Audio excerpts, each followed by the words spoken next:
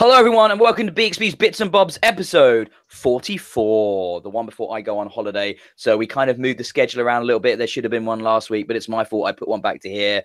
But with me, as always, we've got Richard Worrell. Yo, I'm doing the West Side thing from 20 years ago. West Side. West Side. It's all about.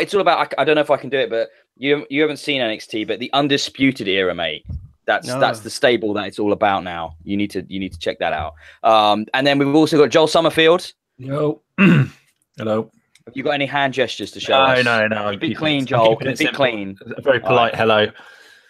And I'm your host, Ben Hall, and we are back to talk about, well, because it's been a little while, we've got loads of games, we've got loads of stuff we've been doing, we've got loads of news. We'll see what we get to. Joel's going to be cutting out possibly a little bit early, depending on where we're running at and what we're doing. But, you know, you're still going to have it from a good solid hour and a half before he runs off to have lunch with his family. We are recording as best as possible to screw over the Lord as much as possible on our nice Sunday morning recording slot, which has become our thing, hasn't it, guys, a little bit? Yeah, almost like Bxb is the new religion.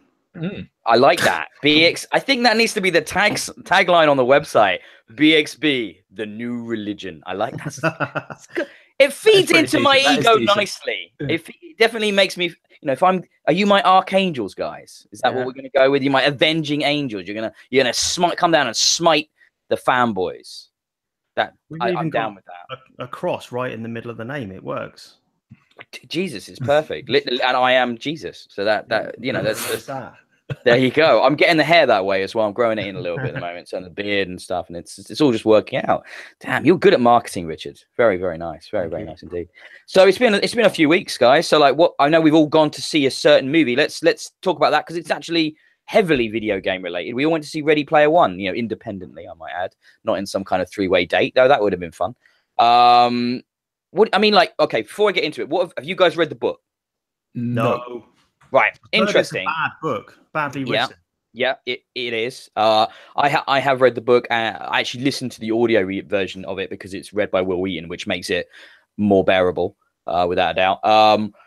So what did you guys think? Whoever wants to go first, what do you guys think? Especially as you haven't read the book, I'm very intrigued. From what I'd heard about the book, it seemed to make more sense as a visual thing. I'd heard that that this is a film book, whatever, with lots of cultural references. So popular culture pops up here, there, and everywhere with people in Chun-Li costumes or whatever it might be. And in book form, I'm not sure how that would work. So guy walks into a And Richard's frozen mid-sentence, so that's a good thing. But guy walks into a bar and chats about video games. So basically, to answer your question, how it works in the book, there is a lot of like reciting lines from films, and sort of like, yeah. So he's left now. He's come back, but he's left. He's had enough. It's got to hit his Wi-Fi router with a baseball bat. I thought you were going to say hits his wife for a second, but that was just like, dude, taking that to a dark place. Get off Netflix. Yeah. I mean, I don't condone that. That's really mean. Did you just tell Sarah off for using Netflix, Richard? I mean, what's going on? No. I moved my router a bit yesterday. I've moved it back where it was, so maybe that will work. But I was answering your question anyway. How it works in the book is that like characters will, in certain parts, will recite dialogue from movies and stuff like that, and that's how it worked in the novel. Which, yeah, I do think it's a better film than it is a book, without a doubt. I enjoyed it though. Did you guys enjoy it? I mean, it's not the best film ever, but I had a good enough time. Thought it was okay. I didn't think it was bad. Didn't think it was great. I left the cinema feeling a bit like, oh, I wish I hadn't necessarily paid to go and see that in the cinema. I would have been quite happy to wait for it on Netflix. But that's mostly because the cinema is so freaking expensive these days. Yeah, I had a good time of it. I enjoyed bits of it. I mean, the story, the overall kind of plot is a bit like, oh yeah, average. And the reason I went to cinema is because our mutual friend Mark had read the book and told me it was amazing and that he loved it and things. So I thought, there's a film of this, I'll go and see it. I generally get on Mark's tastes. He knows what I like. And then the day before I went to cinema, I was chatting to Mark on Xbox Live, and I was like, "Oh, Mark, guess what? I'm going to cinema to see Ready Player One tomorrow. Do you remember you telling me the book was awesome?" And Mark was like, "Oh yeah, I've changed my mind about the book." doesn't like it anymore. And I was just like, what? Okay, but yeah, that's my experience. When that book first came out, it felt fairly fresh. And then like after some critical kind of like looking at it, it's badly written. It's a guy's first novel. He doesn't really know what he's doing, and you can tell it's all first person narrative and it's quite lazy. I think what we got with the film is that it's definitely elevated from the source material because it's Steven Spielberg. And he can direct action and he can direct a scene and young characters very, very well. And I think he certainly pulls what would have been a very mediocre thing into the good territory, not the great territory. It's certainly not a classic Spielberg film, as I'm probably my all-time favorite director, definitely the director of my all-time favorite film, Jaws. But I do still think I had a good time.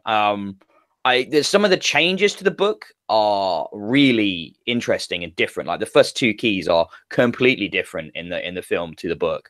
The Shining bit in the middle, that was tell me you guys that you didn't think that was fucking cool. I mean, I love The Shining. It's one of my all-time favorite horror movies, and like to ape that, to have that literally in the middle of your movie was pretty fucking badass. Yeah, and it was scary as well. Oh yeah, I'll give you that. Yeah, it was certainly good. That's really interesting, actually. So the first two keys were completely different in the book. Yes, not even, it wasn't just a different film or something like that. Just completely different. Oh wow! So at least for somebody who's read the book and going, it's it's probably quite a surprise for you as well there.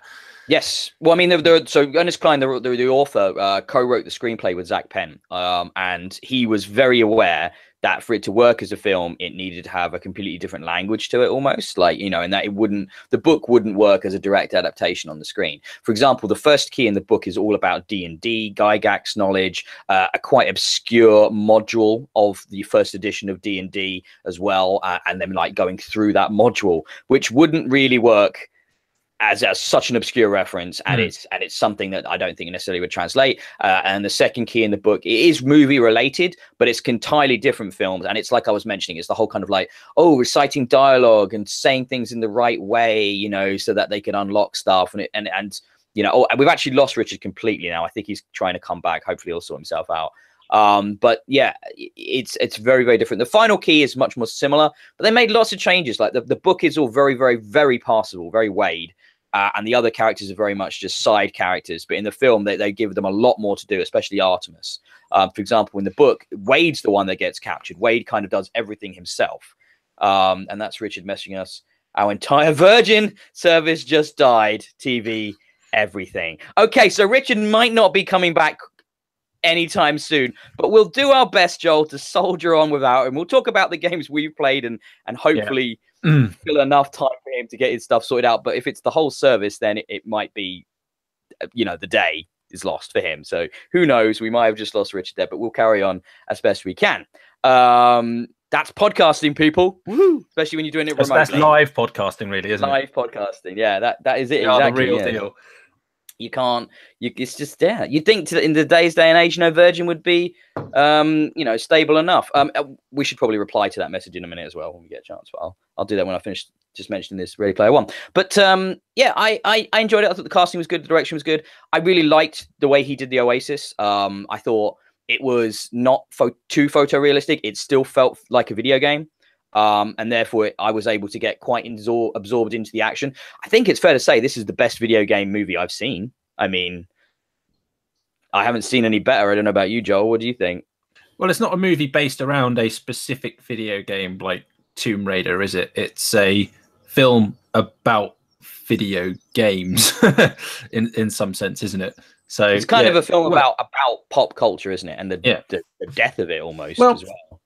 The key takeaway to me, and this kind of feeds into a book I've just started reading at the moment as well. The book's called Reality is Broken, and it's basically about why people play video games, and a large part of it is because for a lot of people, their lives are just generally shit. Reality is crap, and video games provide a fantasy and escape, somewhere that does reward you, somewhere that is engaging, and somewhere you can actually feel like you're achieving things. And Ready Player One was kind of like that was one of its core themes. This is what the Oasis was. People escaped to it because their real lives sucked. But in this Oasis, it was a place where they could be whoever they wanted to be, and some of the baggage they had in real life could just be left behind. So I really got on board with that aspect of it. The biggest problem I had, the ending. because it was like, oh, and then we took over and closed it on Tuesdays and Thursdays. What? Were you not spending the entire movie kind of extolling the virtues of this world, and then to sort of put an arbitrary cap on people's use of it, especially when a lot of people make their livelihood and like their entire existence is in this service, and you want to, just because you want to have some kind of hokey message about, you know, real life connections are more important. Though, even though in 2018 people have entire relationships that are of total worth purely digitally. And it's like for them to say that at the end, I was a bit like, that's a very old school perspective from a upper middle class person who's, you know, a bit devoid from reality there, I think. It just felt very preachy and a bit odd. Is I don't that know about different you. to the book? Yeah, totally different. It's totally different, is it? Yeah. So the ending to me was a bit, it was a bit sad because obviously he got something out of it. He found love and he found something that made the real world worth a little bit more to him. Yeah. But then I assume that the 7 billion other players in the Oasis didn't get that out of it. So yeah, to close it on a Tuesday and a Thursday was particularly cruel for those who whose like real life wasn't elevated by what had just happened. You know, the sequence of events that just happened. Yeah. So yeah, I can get on board with your view there. They've not all become multi-billionaires, have they? I mean, they haven't suddenly become like living a hot, you know, fucking loft apartment with your fit girlfriend. That's not happened for 99.99999% of the people there. So like, it just felt very strange to me. Yeah, it was this odd, slightly devoid from the whole reality they've just established thing. I felt it almost felt like the studio.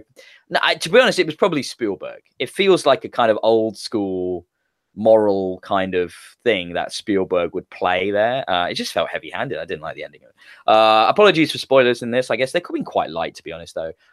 It's definitely a film you go for the spectacle and the references and like kind of like pointing out, oh, look, I just spotted the Master Chief. That's Tracer over there. The turtle's in there, you know, and all that sort of stuff, which I thought was fun. And the best bit is the bit in the middle with The Shining, and I couldn't not talk about that. So what else have you been up to, Joel, other than watching Ready Player One? You watched a few films. Yeah, I've managed to watch quite a few films. It's been a really busy 3 weeks for me. I've had a lot of the Easter weekend. That basically means that all DIY jobs that need to get done have to be done. So I've spent most of my this weekend, last weekend, and the weekend before that working, and the wife went away last weekend, so I was left with the kids as well. So it's been really busy. But yeah, I was quite surprised actually. I felt like it felt like I hadn't done much, but when I started listing things down, I have. So out of the films I have watched, the one that I most enjoyed was definitely The Founder. I don't know if you've seen that. Is that the McDonald's one? With yeah, that's the story about McDonald's. It's a film that I put in the same category as Spotlight and The Big Short. It's a brilliant movie that just makes you really angry and pisses you off and stuff. But yeah, the film itself is excellent. So definitely recommend that if you've not seen it. It's on my Netflix list. Yeah, it's sat there with the 4,000 other things on my list. Yeah, it's really good, and it was I found it quite fascinating and insightful, obviously, back into how the McDonald's started and how it became what it is today. The Circle, I don't know if you've seen that. Tom Hanks, Emma Watson, that one. Yeah. The sort of, I think it's obviously supposed to be a perspective on Facebook potentially. Yeah, the robot Zuckerberg. Yeah. So I thought that was okay. There were bits of the film I really did like. Other bits of it that were a bit weird, but yeah, overall it was okay. I enjoyed watching it from start to finish. And I've also watched the first 2 episodes of a series called The Crossing on Amazon, which is about a time travelers as refugees, basically coming back in time. I saw that, and I saw the thing and I went, "Oh, that sounds like that could be interesting. I might have to check that out." Is it good? It's not completely captivated me with the first 2 episodes, but I'm curious enough to stick with it a little longer to see if it gets a bit interesting.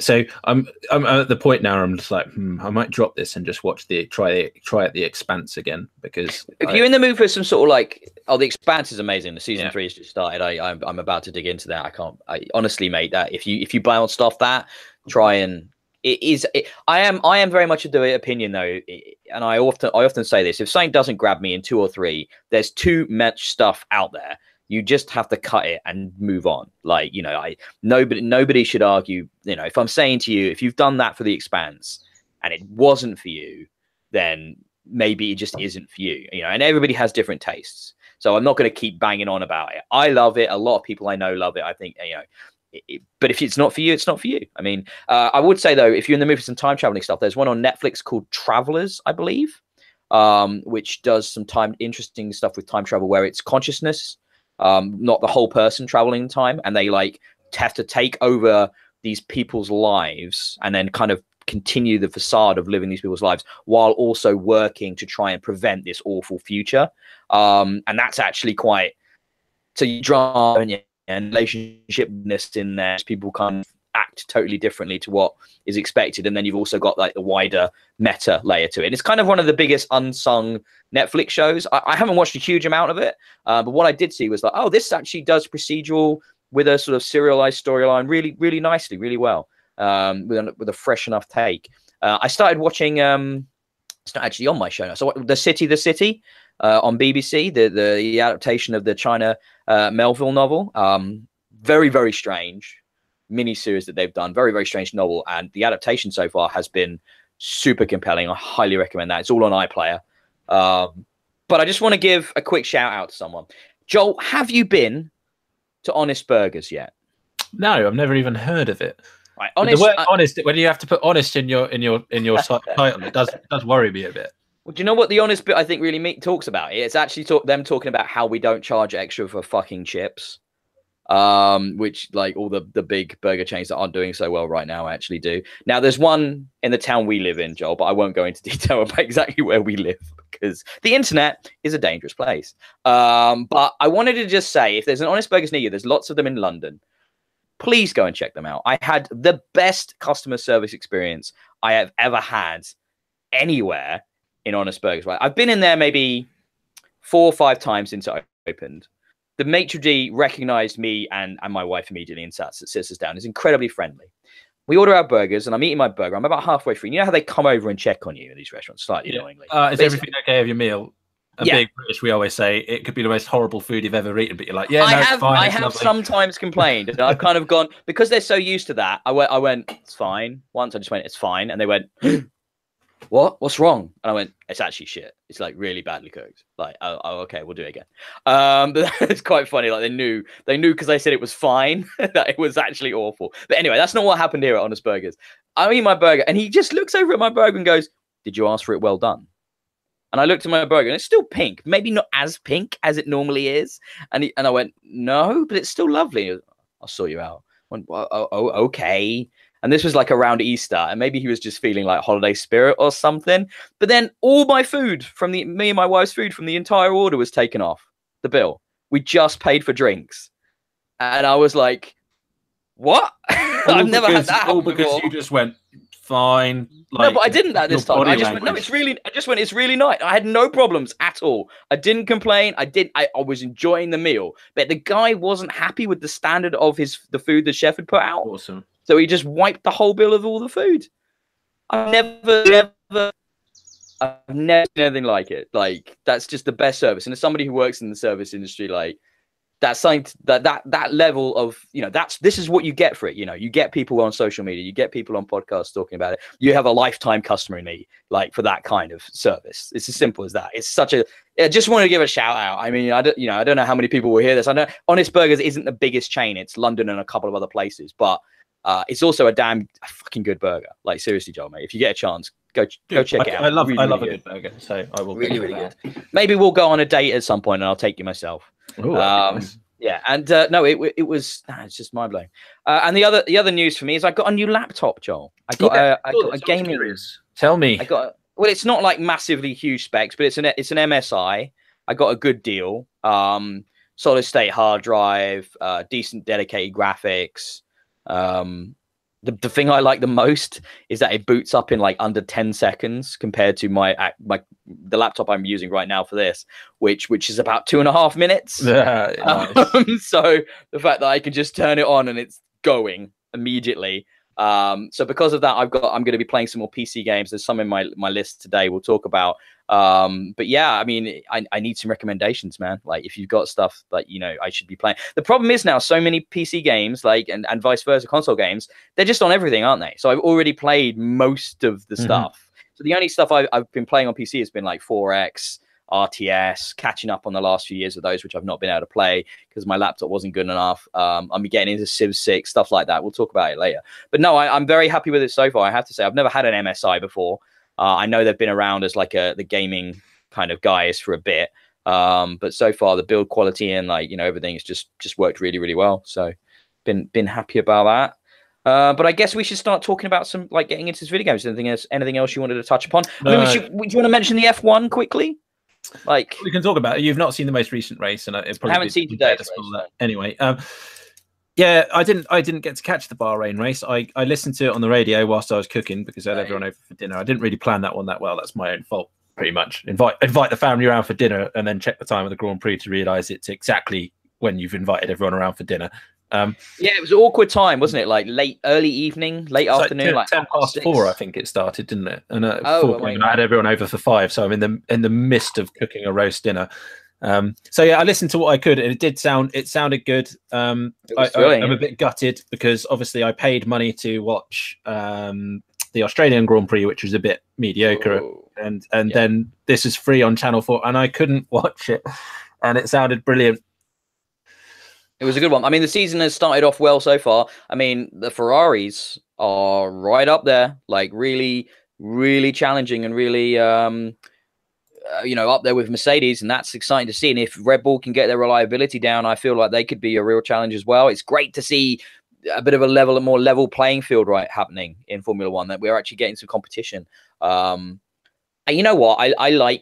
I much prefer the drivers for Mercedes, Lewis, and Valtteri over Vettel and Raikkonen, but I get bored. You get bored, don't you, of always seeing the same people at the top, even if you are a bit more of a fan of theirs. So I have no issue with seeing Raikkonen performing well. The Iceman, he's been around a long time, and it's always nice to see the old guard do well.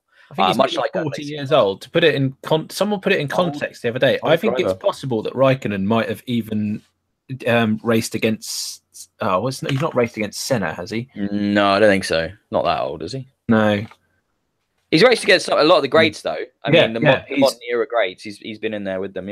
Yeah, he might. It's I saw it. It was just on the Reddit thread. His who he's actually raced against and stuff, and it is absolutely insane. So his first season was 2001.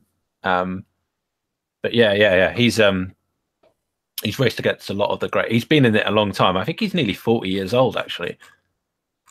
Yeah, he's up there with like Alonso in age. They're the two old guard left currently. You forget how, you know, because Vettel and Lewis have been so dominant, and you think they've been around a really long time, but they haven't really.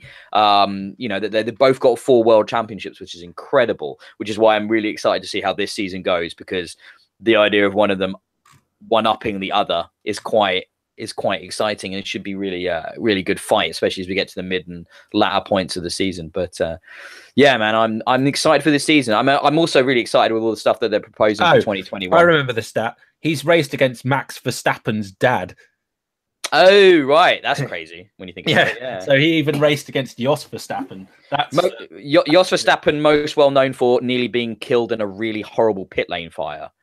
From what I remember. Do you remember that? Yeah, and being generally not a great racer and a bit of a dick. Well, one of the interesting things I was discussing this season, we've got a lot of rooks in there, about probably like 4 rooks, and a couple of them who were just had a season or half a season, like that Brendan Hartley's and stuff. And I was talking to my wife about how it's so hard for these Formula One drivers, because they have to come in and be hot shit like straight away. They'll get at best a season and a half, 2 seasons, maybe if they're lucky, to prove what they can do. And if they can't, they're done. That's it. There's always, because of the way motor racing works, like everybody coming up on 4 wheels in every other class, really, you know, they don't always have a direct line to Formula One, but in the end of the day, that's where everyone wants to be. So there is a lot of like hungry competition always on these guys' heels. So unless you can come in and prove that you're a championship contender, like a Max Verstappen immediately, even though he obviously hasn't won that yet, you can see that ability in him. Red Bull can see it. If you can't do that, you're gone. So you have so much pressure. I reckon if Lance Stroll doesn't get some performance for Williams this season, he's out at the end of the season. Almost certainly gone. And they'll bring someone else in. The only difference that I guess you have in a lot of these drivers is like Lance Stroll is a good example of this. Palmer from the last 2 seasons was a good example. Mummy and daddy bring a lot of money to the table in those situations, like considering who their parents are. And I think Williams could do with the cash. So maybe he doesn't go immediately, but he already looks incredibly dejected when he's being interviewed about how bad the Williams is performing right now. And I want Williams to do well, man. That is one of the old school classic teams. British teams, like, come on, guys, it's them and it's McLaren. I want to see them fighting, at least in the upper mid card. They don't have to be at the top, but let's get them above fucking Sauber. Do you know what I mean? It's like, Christ, Sauber, don't care. Never cared about Sauber. Right, should we just talk about some games? Yeah, let's talk about some games. Let's talk about the one we both played to start with, which is Surviving Mars. Yep. Just in case Richard makes it back, I'm getting messages from him. It's not looking good. But we'll talk about Surviving Mars and we'll just see what we can do. He thankfully hasn't played a huge amount of games in the last 3 weeks, so I think we can get by without him, but it'd be nice to get him on. So Surviving Mars is a real-time strategy colonization game in which you are fairly realistically trying to establish a colony on Mars, unsurprisingly from the title. It's made by Paradox Interactive, quite famous for a lot of their kind of large, grand strategy games, like the... I'm trying to think, are they the Europa guys? Let me just have a. I know that their name as a publisher often is attached to strategy and. Oops, I've accidentally launched the game. It's going to leave me to play more Surviving Mars. I've played a lot of these colony games in the last few months recently on Xbox. For example, I played Planet Base, I played Aven Colony, and now I've played Surviving Mars, all of which have the same concept, basically. And they all do it really well. I mean, I'm quite impressed with how well this type of game is actually translating to the console. And I think the reason it works better than, say, a straight up RTS is that because you're not dealing directly with like hordes of enemies coming at you, you can actually take your time, you can pause it, you can plan your strategies, and therefore you don't feel super rushed to, say, combat like an advancing force every 5 minutes, 10 minutes or whatever. So, they're quite a relaxing experience. And one of the things I did notice, and I don't think I mentioned it in my review because I really enjoyed Surviving Mars, was that I wasn't sure about them not using a radial menu style interface on the console like all the other ones do. They use more of like a linear interface system, which is like you bring up a submenu and then you use the shoulder buttons to move through it. Obviously, Joel, you've been playing on PC, so none of this is relevant. I imagine it's a completely bespoke control system on the console. Just, click and stuff. But I mean, it looks great on X. It's enhanced on the One X. There's a really nice look to it. What I really liked was how when the game starts, for quite a while, you don't actually have human colonists. It's all about using automation and bots and stuff like that and drones to set up a sort of habitable system, a network of air and water and then food production prior to the colonists even arriving, which I thought was a really good, realistic take on what it would actually require to set up, a survivable colony on Mars. It certainly approaches it from a much more realistic sort of viewpoint than the other types of games in this genre, which I appreciate. I felt like I was almost learning stuff. And I think it's actually a much harder game because of that as well. If you make a mistake with your production queue and you're like low on water for a bit, you're done. All your colonists die of dehydration pretty quickly. So you need to always be building in redundancies and things like that. So what did you think, Joel? Like I said, I really enjoyed my time with this. It certainly tickled the old grey cells a little bit and made me think about what I was doing. So I've only clocked in a couple of hours on it. I gave it a quick try.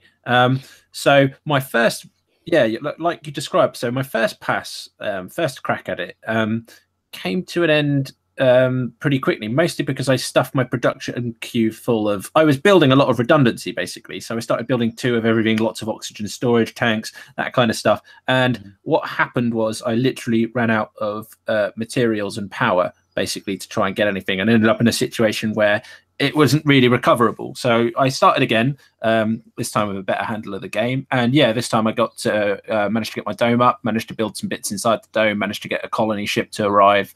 And yeah, things were generally looking better.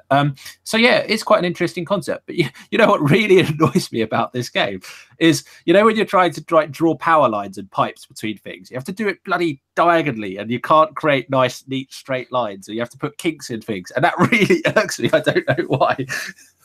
Well, it's because I suffer from OCD on this kind of stuff. But, yeah, it's genuinely good fun, and I do like the approach that I'm trying to manage these drones. You've got to gather resources, so you might you're also got to scan different regions of the planet as you're going around. So you're trying to scan other areas to see if there are resources there. Is it going to be worth sending out a crawler, trying to build like a mine to an automated mine to get you some materials of different types and things, or you can scavenge and destroy one of your landing ships to get more resources if you need to do it. That's quite cool. And yeah, you basically set the groundworks to building up you get O2 water, and try and get a colony dome up and running before you get people there. It's pretty cool. So one of the reasons it didn't quite reach the pinnacle for me of the colony base is that in the port work, some of the problems I had with, like, you know how you have the crawlers and the which have the sort of the remote drone operation stuff, and then the guys that, you know, and then the ones that do the supply stuff, that involves a lot of direct control of those units, and that's not the easiest thing to do on the console, I have to say. For example, I needed to establish quite a long way away from my main base, like an outpost for extracting water from the permafrost, because all I had was the ones that were doing atmospherically, and I wasn't making enough water. So I had to sort of set up this sort of little outpost, you know, and I had to obviously set up the heater to like warm the area so I could do the mining, and I had to do a long ass power lines and long ass water pipes.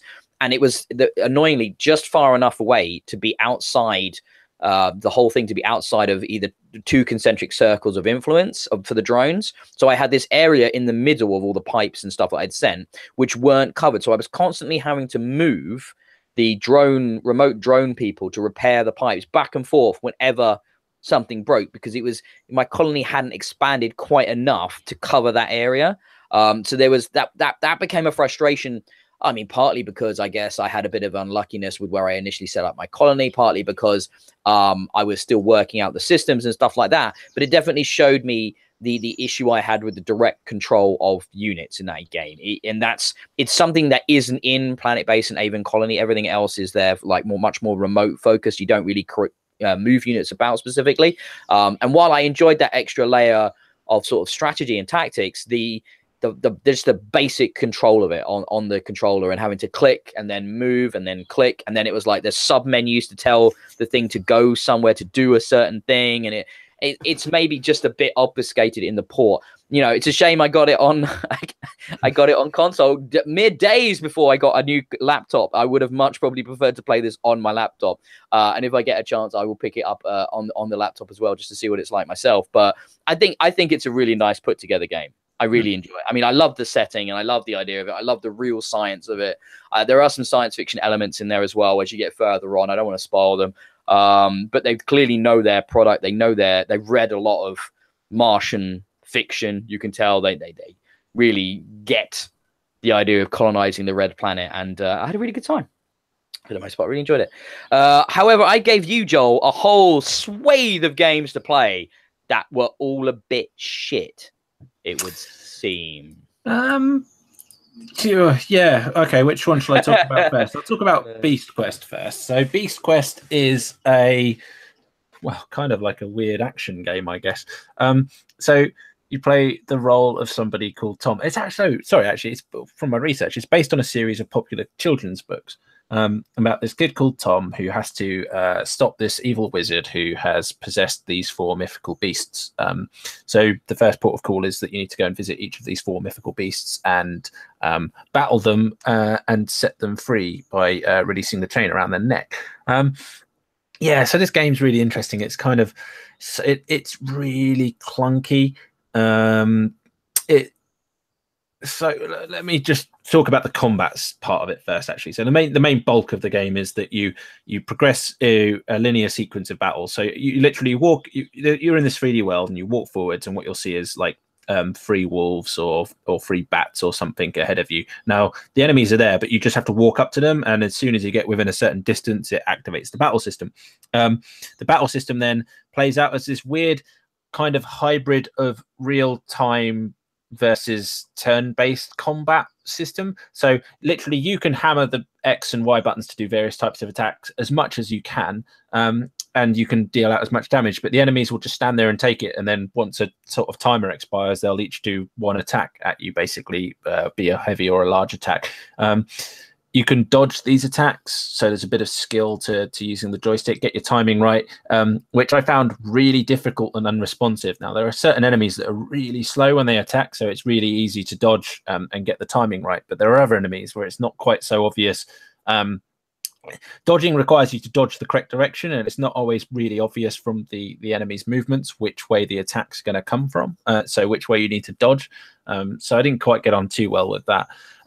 And then you progress through, you find you find one of the big bosses, you have a little bit of a battle with the boss, and you then do a little QTE sequence to get this necklace off, and then you sort of rinse and repeat. The game world itself is they've tried to go for a lot of things. There are little towns, and towns are supposed to be populated with got a population that deal out side quests which involve you killing stuff, but it's all just so bland. You go to these towns and literally the townspeople are just standing there statically. They don't even really animate, and it's not clear who you can talk. You can talk to anybody, but it's not clear who does anything. Like, each town has a shop guy that you can buy new equipment from.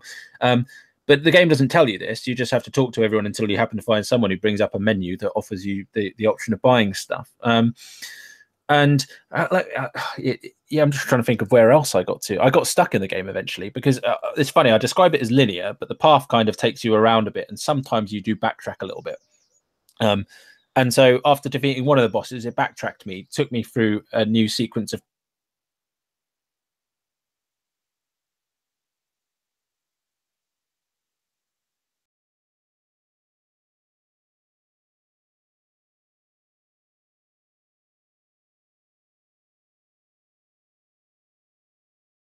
thing. It would draw a line, so I'd go to this area, and then as soon as I entered that area, I'd push the button again, it would tell me to go back to the previous area, and then you just got stuck in this trap. So I had no idea where to go in the end. Yeah, it's clunky, and it's just I didn't really have much fun with it. It's probably an easy game to haul achievements from if that's your thing, but not much else I can say about it. It sounds utterly forgettable, like just generico fantasy action kind of. I mean, I guess it would mean something if you were a fan of the source material, but I can't say I've ever even heard of it. And I'm pretty good with, that sort of fantasy, just in general genre fiction. It's something I know about, and I never really came across this before. So, Yeah, it was I did take a lot of footage to do a video review, but I ran out of time in the end to get the video all edited before I needed to get something up, which is a bit of a shame. The videos would have shown you exactly just what we were really talking about. But in good news, Richard seems to have returned. Oh no, he's frozen straight away. That's hilarious. I throw to Richard and he's already gone. That's pretty awesome, John. That's pretty awesome. So no, he hasn't, and I'll carry on. I've got a bunch of big games I should probably talk about a bit as well. So I would dive into that. Gone again. Yes, he smashed me. Yes, this is accurate. This is gonna be a fun show, back and forth with him. Joel, would you like to hear about Far Cry 5 or Extinction first? Let's talk about Extinction, because I know about Far Cry 5 and I'm curious about this Extinction game. I've never heard of it. Okay, Extinction is a brand new IP brought to us by Iron Galaxy, which you might know as like a bit of a port house. Guys that do a lot of they're like the technical specialists that get dropped in to help with other developers. They did like the last season of Killer Instinct. It wasn't originally their thing, but they've come on with Microsoft there. They've got a good relationship with Microsoft, but they flit about. They go all over the place.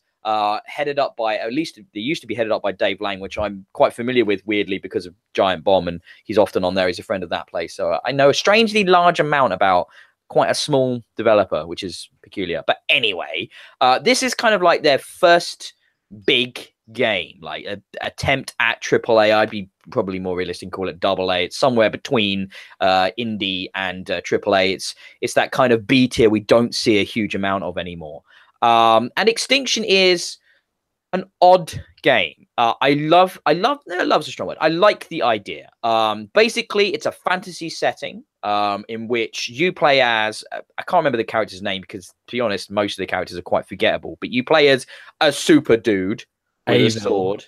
Avil. Is that how you pronounce it? Avil, yeah, something like that. Yeah. There is a voiced story of sorts, but it's all told through static dialogue boxes that come up at the beginning and end of missions. And they're dialogue boxes, but they're like voiced over the words. But there's not really much in the way of cutscenes or proper like one-on-one like anything like that. It's just chatting to people at the beginning and end of missions. And basically, in this world, there are these giant ogre type creatures called the Ravi, I think it is. And they're huge, 200 feet tall monsters with armor, and they've come back, and you're the last of these soldier guys that was like created to fight them hundreds of years ago. So your order has died out because the ogres have disappeared, but they've come back. They come from another dimension, sort of, and they just want to destroy civilization. They just want to destroy everything. So your job is to get in there, fight them, cut off their limbs and cut off their head, and that's how you beat one of these things. And to do that, you have to kind of you have to put your super meter up as high possible, and you get that by rescuing civilians or fighting the little lads that they populate the world with before you fight the big monster. And that's it. That's the game. That's kind of all there is to it.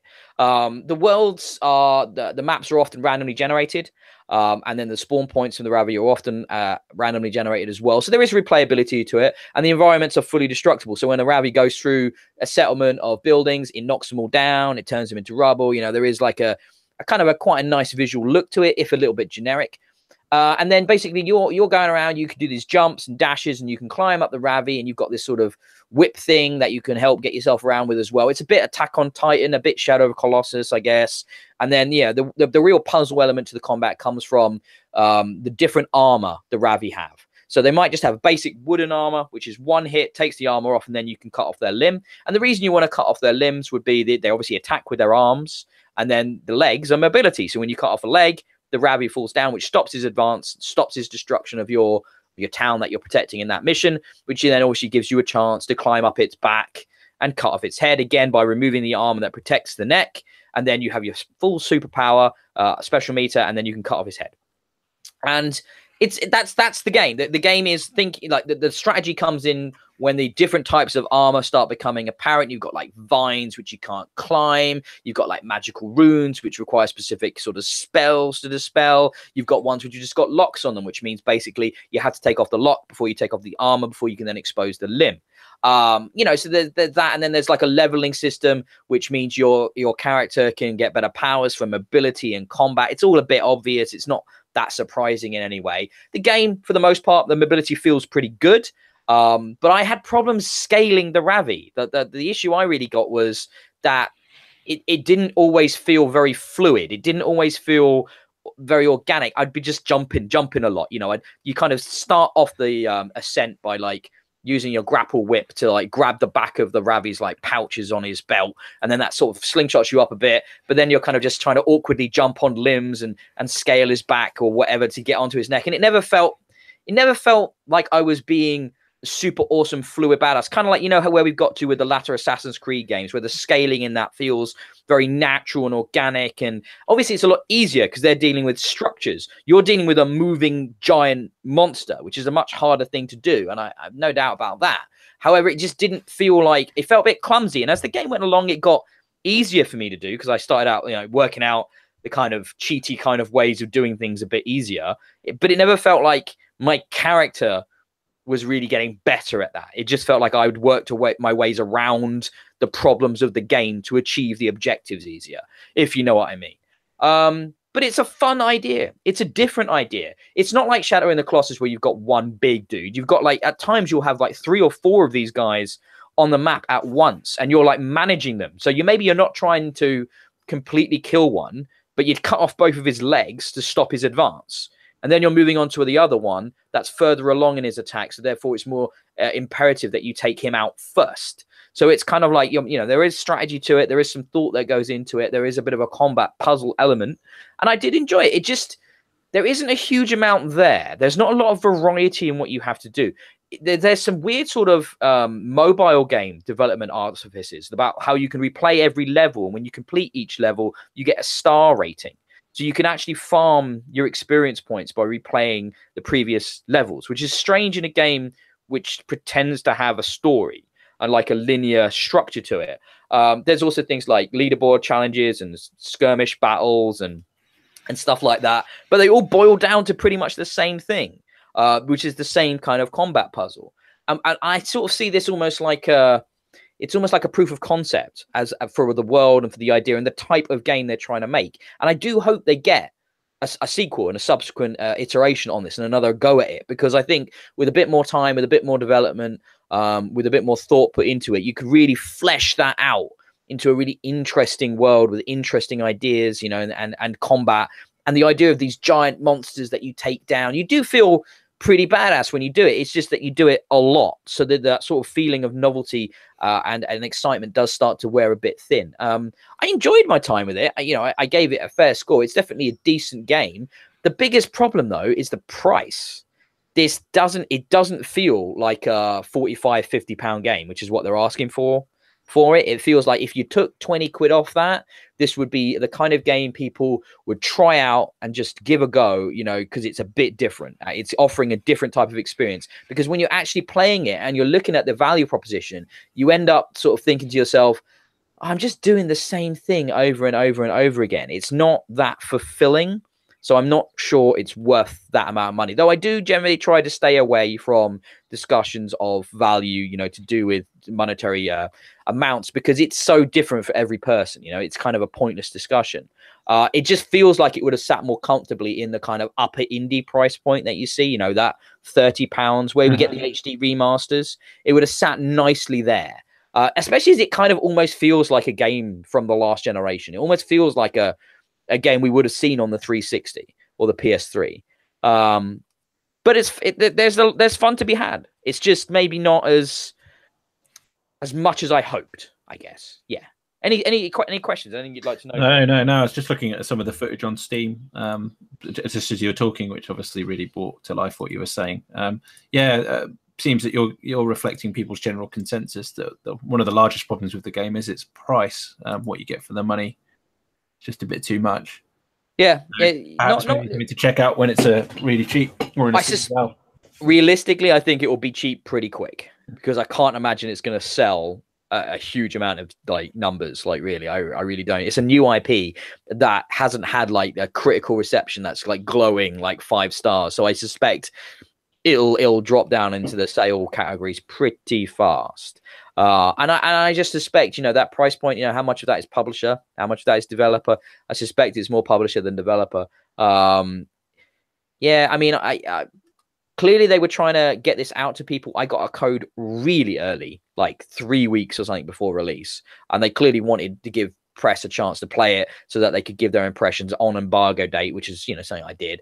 However, everybody kind of echoed my score. There was I'm always find it interesting when I review like that in a vacuum, because it's like I wonder if I'm thinking along the same lines of everybody else, and it turns out pretty much exactly the same. That it's that kind of, it's not a bad game, it's a fine game, it's a solid game, you know, it's a 6, it's a 3 out of 5 in our scale, it's a 6 or a 7 out of 10, you know, it has a lot of fun in there. It's not badly made, it just doesn't necessarily feel like there's enough variety, especially for that price point. But just in general, you know, the game there's quite a lot of missions, but considering how much you have to just repeat the same thing, the variety comes from them trying to put in lots of different armor types for the Ravni, which creates that modifier to that combat puzzle. But at the end of the day, you are still kind of doing that. You're still cutting the head off.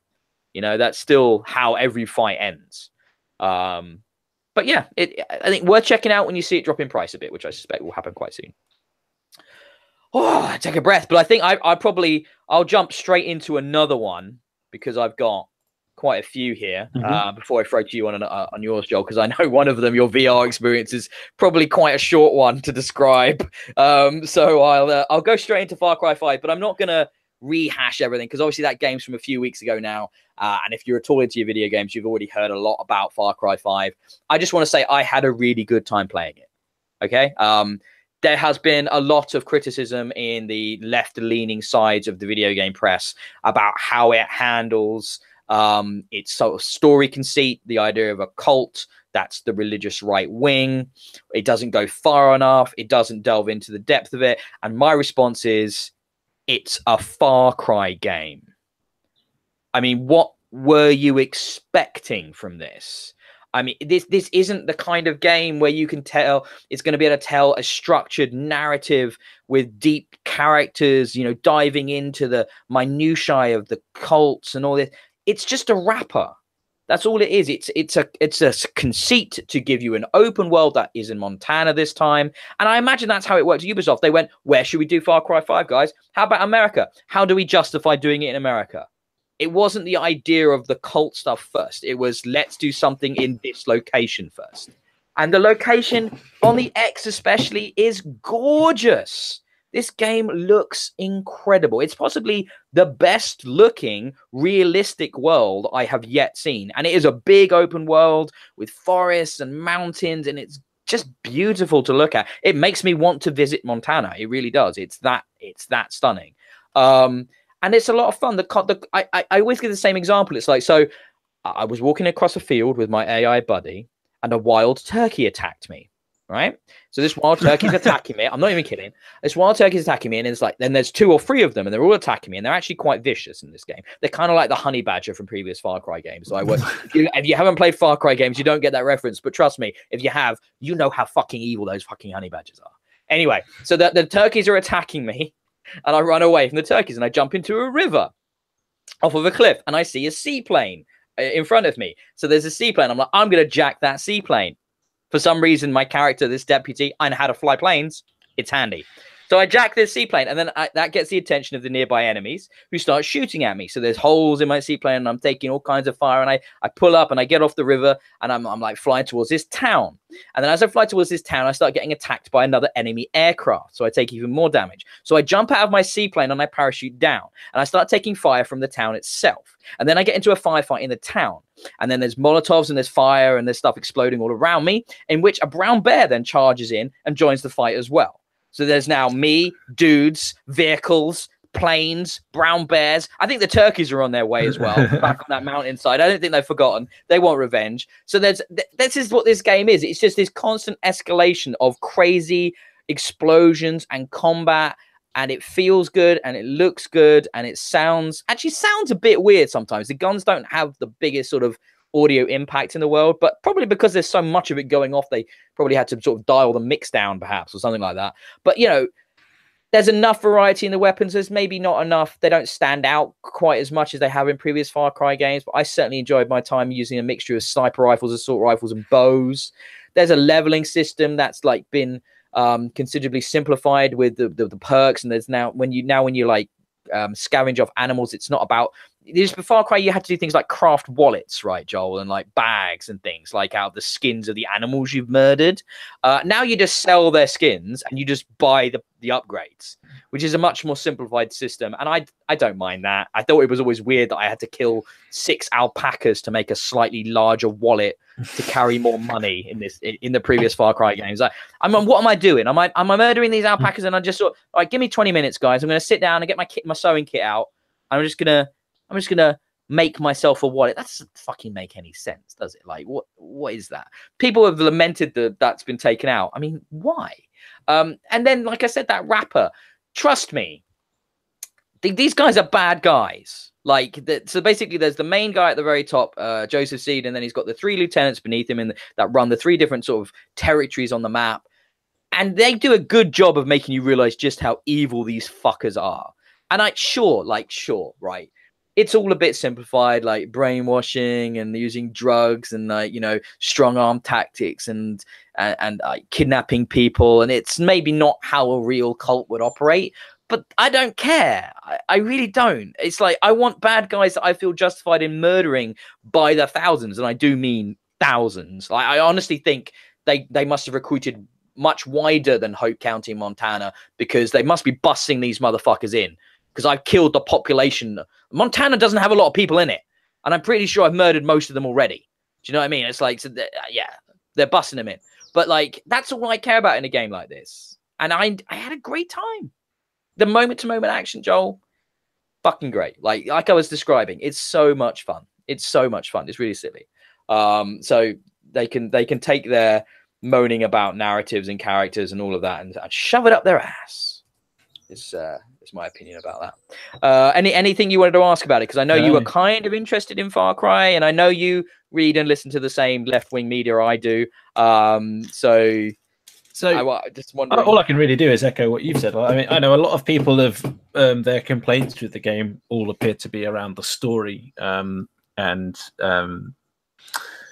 you know, the elements that are trying to drive it or give the character agency and things like that. But you know, you've liked the game. Our mutual friend Mark loves the game. So, and you know, yeah, it's a game, isn't it? At the end of the day, and I'm quite detached from the Far Cry series. And like I said, the last one I ever played was the original Far Cry back, probably in the early 2000s on the PC, and I've not really picked up any since then. So, yeah, I haven't really got much I can say. So I don't know why I'm talking so much about it. I think it's a good one to jump in on if you fancy a beautiful open world that will show off your 4K, that will look great on your Xbox One X, your PS4 Pro. You know, that gives you lots of different combat options. That, you know, makes you feel, gives you a nice power fantasy. It's not that hard, to be honest. I played the whole game on medium, but you die a lot. But punishment for dying, well, not a lot necessarily, but punishment for dying is usually minimal. There's a lot that you checkpoints, you always spawned you back in pretty near whatever objective you were trying to achieve. Yeah, it's just a very fun, silly experience. It makes a lot of improvements over Far Cry 4. I found how the missions and things like that are doled out. I've been much improved, with much more contextualized as to who you're having conversations with in the actual open world and stuff like that. There's some really silly missions in there. There's some really sort of completely bonkers sci-fi stuff with aliens and all kinds of things, and mad scientists and all of this, and it knows it's a game. But I mean, I'm not using it's a game as an excuse, or because I am a massive proponent for heavy narrative story experiences in video games. I played and talked about Last Day of June recently, and that moved me in incredible ways, and I love getting those kinds of experiences from video games. But I just think it's the same as going to the cinema. You know, if I want to see Manchester by the Sea, I'm probably not going to see Pacific Rim Uprising. Do you know what I mean? It's like, it depends what you want from that experience. You shouldn't look for that moving, deep character story in a Michael Bay movie. And it's the same thing as you shouldn't look for that in a Far Cry game. Do you know, it's exact.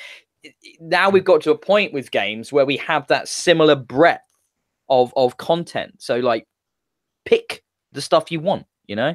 It doesn't all have to offer everything. And if it tried to, it would be a fucking mess. So it doesn't, thankfully. So yeah, I think it's well worth giving a go. It's a good time. It's a good time. Tell us about, I love the fact that you did video capture for Time Carnage, by the way. It was really cool being able to see the VR experience. I really appreciated that, the way you covered that. So, but it looked much, tell me if I'm wrong, but it just looked like another one of those shooting gallery games, but not even a great one. So tell us about Time Carnage. Yeah, so Time Carnage, what a name, Time Carnage. Sounds brutal, like but actually, yeah, you're right. It's just a kind of it's a kind of a static shooter, really. I was really surprised to see what developer it was. When you told me it had been put out by Wales Interactive for their FMV games, i.e. The Bunker and Late Shift, which are both Late Shift especially I really liked. I was like, oh, I guess they're broadening out like into the VR space for some reason. Okay. I was really surprised when I saw that. So what probably happened, I'm not too familiar with the developer. This is the first time I think I've played something by them. But I guess what they've happened is they've you know, VR's there. They want to try something. They want to experiment. And they've probably fallen into a bit of a trap with regards to what they've come up with. So the general premise of the game is like, there is some story about you can get sent back in time to various points or forwards in time to various points. And when you're there, you get to select 4 guns to take with you. These 4 guns occupy these little 4 pedestals in front of you. And you pick up guns and you stand there as enemies sort of come from various different directions, and you just have to kill them. These enemies are like zombies, dogs, dinosaurs, that kind of stuff. Now, the biggest difference, I guess the biggest unique thing to this game is that when your gun runs out of ammo, you don't just reload it like a normal gun. You have to put it back on one of these pedestals. So you have to kind of swap and change weapons, which is fine, except I had a lot of trouble. The accuracy of, like, when you're trying to pick up a gun off a specific pedestal, I kept having trouble that it was specifically the middle two, the center two pedestals. So if I wanted to get the gun for the left one, it was relatively easy. If I wanted to get the gun for the furthest right one, it was relatively easy. It's these two center ones that kept pissing me off. And it can be really irritating when you're trying to drop a pistol with no ammo in it. So you put that down on the pedestal, you go to pick up the other gun, and then what you end up doing is picking that pistol back up again that you've just put down, or like moving your weapons between your hands. So it was frustrating on those points. Plus the enemies are all mindless. They all follow the same paths. It's pretty, there's not much challenge there. Now, what I did like about the game was the feel of some of the guns. It was quite nice having, you know, there were some sort of semi-automatic rifles and things, and that you can actually get them up and look down the iron sights and shoot. It felt accurate. It was quite nice. And, you know, you get sniper rifles as well with these scopes that you can look down and shoot. Yeah, it was, the selection of weapons was a little bit interesting. Even the pistols were quite fun. So for the feel of the guns in the game, it was actually, you know, I think they've got that pretty well. Having recently played Farpoint, where I had a lot of trouble with the sniper rifle in Farpoint, trying to line up the two sights and get it to actually hit what you think you're going to hit, was really frustrating in Farpoint. Whereas actually in this game, things worked a lot better.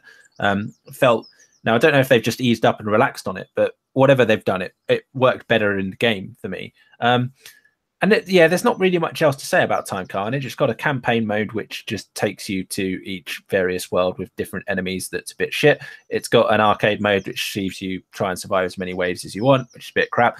Then they've got this challenge mode. The challenge mode was the fun bit. Like literally like, oh yeah, try and get 100 kills. Here's 2 crossbows, and we're just going to send dogs and hundreds of dogs at you and just shoot. And that was actually quite fun. I quite enjoyed the challenge mode. The most irritating thing about the challenge mode is that you have to suffer through the campaign to unlock most of the challenges, and my patience to suffer through the campaign was a bit too short, really. So yeah, overall the game. Yeah, I didn't think much of the game, but it has got some sparks of like, there are some potential, you know, shooting in VR can feel quite good. So, yeah. It's weird for me.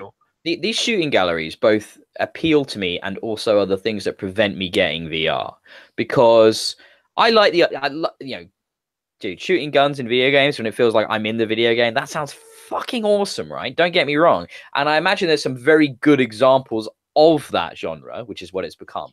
However, the thing that puts me off is that it's the lazy thing every VR developer seems to put out at least once, which is a shooting gallery. And it's like, none of them really seem to add much. None of them seem to really stand out. There have been these shooting galleries since the moment the first Oculus flipping dev kit came out.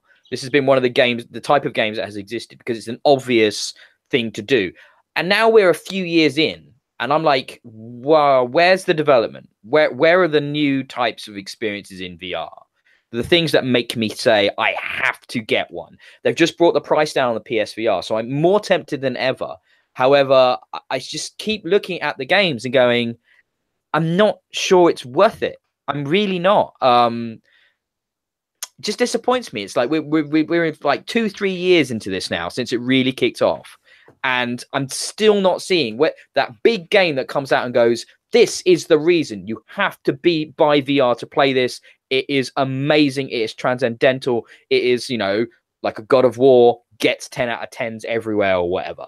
And they just keep putting out this. And I think the reason you're asking why has Wales done this, because they can, because it's probably at a low price point and an easy few bucks to make for minimum development effort. You know, and they could just self-publish it and, like, you know, make some cash back on it. It probably isn't hard to do. Plus, like you said, it's probably like a training exercise. Let's get used to making for, you know, PSVR. Let's see what we can do. Let's do a shooting gallery. That's the first thing we do, because why not? It seems like the easiest thing for everyone. So, yeah, time for more, guys. Time to push the envelope, push the boundary a bit, yeah? Whilst we are talking about VR, then I'll quickly segue into another game that was recently patched with VR support 2 weeks ago, maybe 3 weeks ago now, which was the Wipeout Omega collection. What? That's in VR? To add VR. That sounds insane. So the funny thing is that it's patched with VR with many, many warnings attached to it about motion sickness, and yeah, and even when you fire the game up in VR, it warns you that they've modified the game a lot. They've got a pilot assist mode, which helps you with steering, which is designed to compensate for motion sickness. I think they've limited the perspective from the cockpit to try and narrow your focus to keep you looking ahead to prevent motion sickness. But anyway, it's fucking awesome. It's really good. I didn't suffer from any motion sickness in it, and this is just it's mentally really good fun actually playing this in VR. And it was such a contrast going from, because I played Time Carnage, did what I needed to do, captured all my footage on that, switched to Wipeout Omega to give that a go, and yeah, God, it looks beautiful. It looks one of the best looking VR games I think I've got. The interior of the cockpit just looks really crisp and clear. The text inside it is really nice, and yeah, just flying around these levels and stuff is pretty fun. Even though it, thankfully it doesn't feel as fast as it could be. Maybe because that might make you excessively ill. But yeah, I played through. I played it for about an hour and a half, and I felt pretty good at the end of it. Really good. Now I think about it, it's like, oh, there's many reasons why that must work, right? So first of all, you're in a ship, so you're sat down. So that makes sense because you're sat using your PSVR. And then how do you control the ship? Oh, like using a control pad. So there's not that disconnect either. So it just seems like I wouldn't say easy thing to do, but I can see it working very well and like being a very immersive, and I'd be all over that. I love the Wipeout games, and that, you see that, it's not, the problem is it's not new, but it sounds like a cool use of VR. I mean, that does sound appealing to me, absolutely. So that's, especially if it's a game, they've just patched it. It's not costing you anything. And it's not the fact that they've just patched in a sort of concept VR mode. The entire game supports it. Yeah, it's literally, you can play through every race, every battle, every scenario now in VR. That's really cool. I haven't tried online, but I assume you can do that in VR as well. So you can even go VR multiplayer, which is brilliant. That's the first, I guess, VR racing game I've actually played, and it's made me really kind of curious, maybe to try. Can you imagine Turismo? Can you imagine F1? Yeah. If they did F1 VR, right, I would probably have to buy a PSVR. I'm quite surprised. I don't know why they haven't in some senses. Well, maybe they're holding back. I can tell you why. Because the Codemasters team that works on it is tiny. The development team on F1 is so small. Like, it's amazing that the games they put out are of the standard that they are, considering it's just passion. They love it, right? So I'd imagine they'd love to do it. The question is, do they have people on the team that can do it? Because if they had to scale up for it, I imagine they wouldn't get the funding for it. But no, that's yeah, man. Wipeout sounds really cool. I'm gonna move on to some stuff I've been playing on my PC. So I've been playing. Well, before I do that, actually, I played some of the Division in 4K. The X patch came out for that, and I think PS4 Pro as well. But I've been playing on the X, and that game always looked great. Now it looks as good as it can. It looks amazing in 4K. It looks stunning, the snow and the lighting, and when it's like misty. But I also used this as an excuse the other night to play some of the new content they've put in. They've put in so much. That game has changed unbelievably since it first came out. I can't even begin to go through all the changes, but the one thing I was having quite a fun experience with was the world tiers, which have been around for a while now. The world tiers, so you can change the sort of difficulty level of the enemies that are just in the open world when you're going between missions. And because of my gear score, I was on the highest tier, though I wasn't like massively into the highest tier. So I'm in this new area, and I've got to go to kick off one of these new missions, which is in this whole new unlocked area of New York, to the west. And I'm on my way there, and I'm in the 5th world tier, and it's just spawning in loads of really hard enemies to the point where I couldn't actually make it to the mission, Joel. I kept dying. All right. Again and again and again. But it was in a good way. It was like, I felt like, I'm remembering how to play the game. I'm remembering, that there is a lot of depth to the combat in that game. There's strategies involved with how you take on the higher enemies. And they've become actually a lot more a lot more challenging. They've done a lot of work with the AI, a lot more work with the behaviors of the game and stuff like that.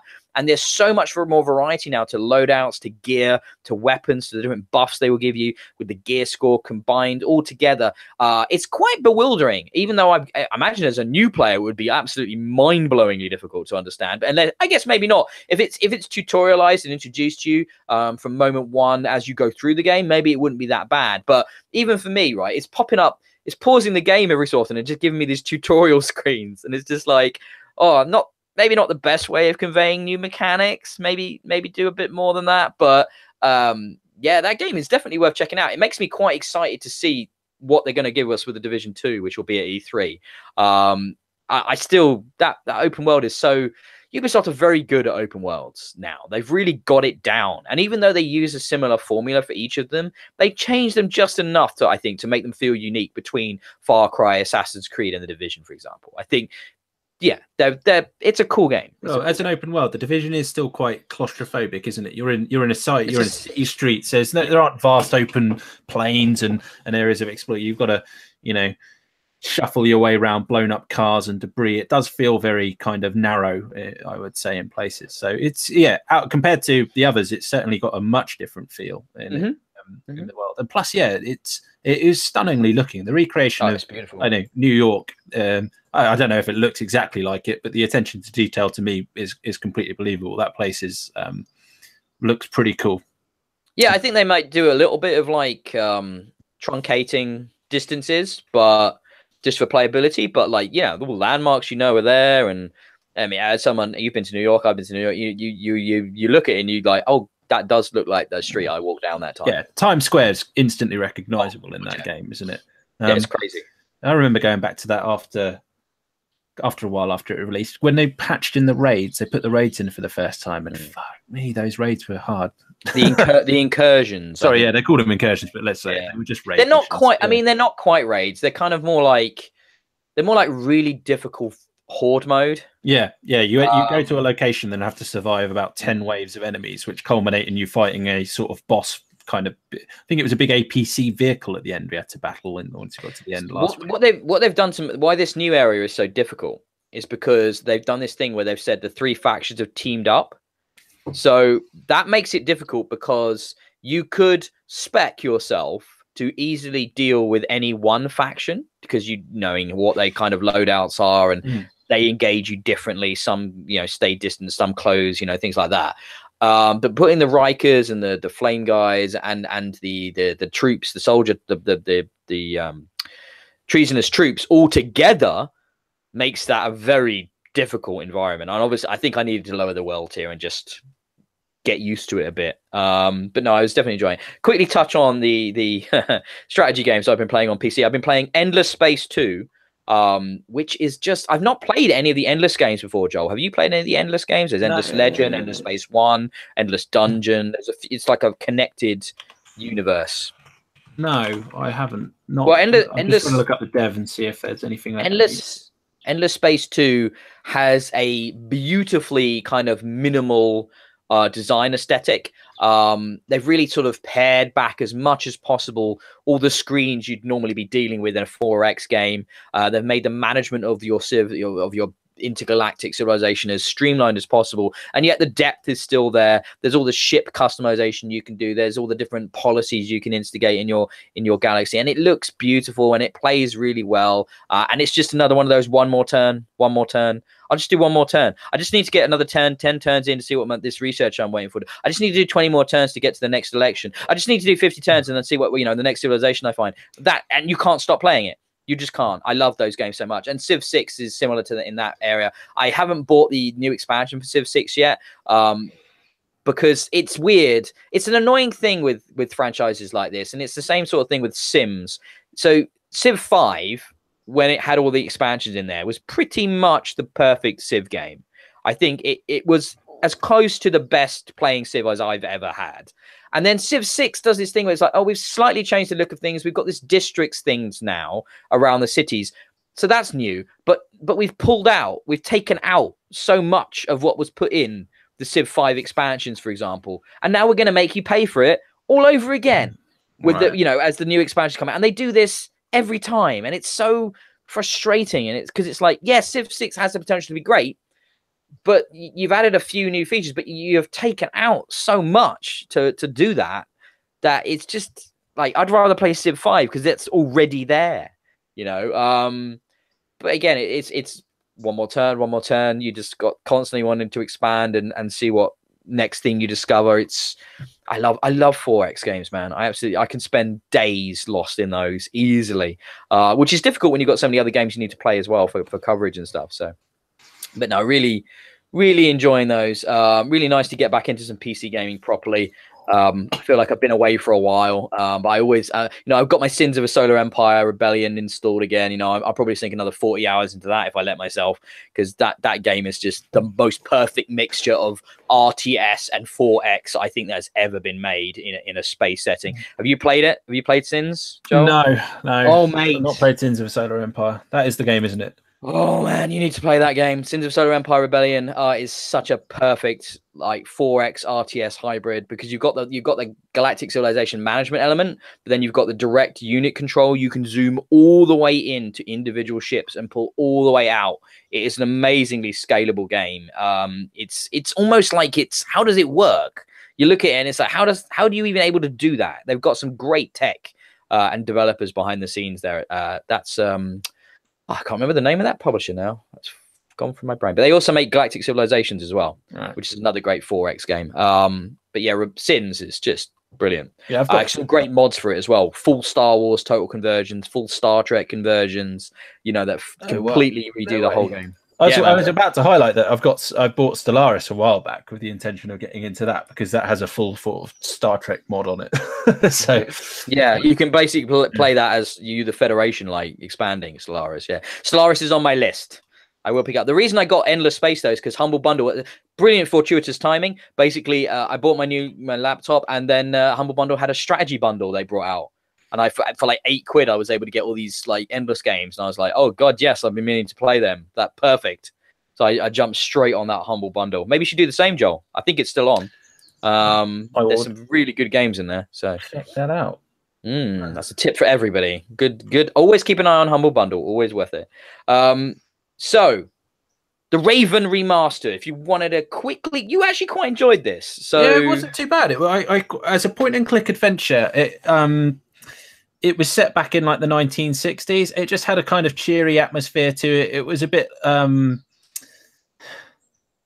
know, it wasn't too threatening. It wasn't too dangerous. It was just a cheery, I want to say, kind of Carry On style story, maybe just without a bit of the comedy. Sorry, you know, if you know what I mean. It was a little bit more serious, but yeah, it was just pleasant and fun, and it had a nice kind of cliffhanger ending to it. But one of the things I think that worked really well for its strength is that it moves you from, so you point and click adventure, but you start off on the Orient Express. You do a few, you spend a little while there solving your first puzzle. Then you end up on a cruise ship, and it kind of always takes you to a new location. So you never end up getting bored and feeling like you're just clicking your way around the same environment, trying to figure out the right way to piece things together. I also think I probably benefited from the fact that I haven't really played a point and click adventure game in quite a long time. So, I wasn't really tired of the genre. I was looking, it was refreshing to play something a bit different. And this fitted quite well. The voice acting was really good as well. So, and it just sounded like a pleasant little experience. Yeah. It sounded like a not necessarily groundbreaking, but well enough made and well enough written and voice acted and stuff. Yeah, it sounded like, I guess if you're in the mood for some Agatha Christie style. Yeah, that's probably a really good way of describing it, actually. Agatha Christie. Yeah, it did nice. Richard, are you there? Yeah. I don't want to say that, because literally on the last time you came back, I threw to you and you'd frozen. Yeah, I've been on the phone to Virgin since then. Yeah, and what did they say? SOL. They said, the usual scripts they go through. Have you tried turning it off and on again? Yeah, literally that. It's probably a router issue, they said, even though every device in the house doesn't work. So it's definitely not that. Yeah, so I've had fun with the scripts of big corporations that don't help anybody today. And got an engineer coming on Saturday next week. Great. That's good, isn't it? Thanks, Virgin. They're sending someone around to reboot your modem. That's pretty cool. So what, you're back now? Does that mean you have faith that you won't disappear again, or? I don't have faith at all. If you want any comments from me on games, it's probably single word reviews, just in case. Okay, fair enough. Well, I imagine some of these can be quite short, but I know Joel's going to be off in about, what, 20 minutes, Joel, you said, yeah? Yeah, it's 15, 20 minutes. I've got. Okay. So we've actually, me and Joel finished talking about our games. So your timing is quite good if you want to tell us a little bit about Fear Effect. Well, let's get into it then. Let's see if this works. So Fear Effect is sort of a reboot, or the launch into a reboot of the Fear Effect franchise that started on PS1. First time around, that was kind of a Resident Evil clone with static 2D backgrounds with 3D characters superimposed over them to give a sort of cinematic feel. This isn't that. It's an isometric shooter of all things that looks very similar to the spin-offs that Tomb Raider did over the past couple of years. I think Temple of Osiris might have been the last one. I can't remember. But yeah, sort of isometric shooter with puzzle elements. And there is some sort of co-op character changing aspect to this one as well. So you have up to 5 characters that you can switch between. You can play it all in real time, or there is the option to line up your attacks, sequence where people are going to go, who they're going to shoot, and then press play and see it all happen. It's not that great, to be honest. It sounds like it's quite a good idea, and it's launching into a proper reboot of Fear Effect later this year. So we'll see. I think something more along the lines of the original games, but this is sort of a temporary diversion leading into that. And it just really doesn't work. The shooting is kind of shonky. There's no way of avoiding anything, even though there is ostensibly a cover mechanic in this. Nothing you do stops you getting shot. And they kind of acknowledge that by chucking med packs at you after every battle. There are stealth sections which work a bit better. So the old cone of vision from Metal Gear is there. You creep about, sneak up on people and stab them in the back. That's fine. Story-wise, the writing is very bad. It's one of those where you suspect it's written in foreign tongue and then translated, and it really doesn't translate all that well. It's quite hilarious at points with that, but not something that you'd want to sort of pay money to laugh at. Yeah, it's just kind of middle of the road there.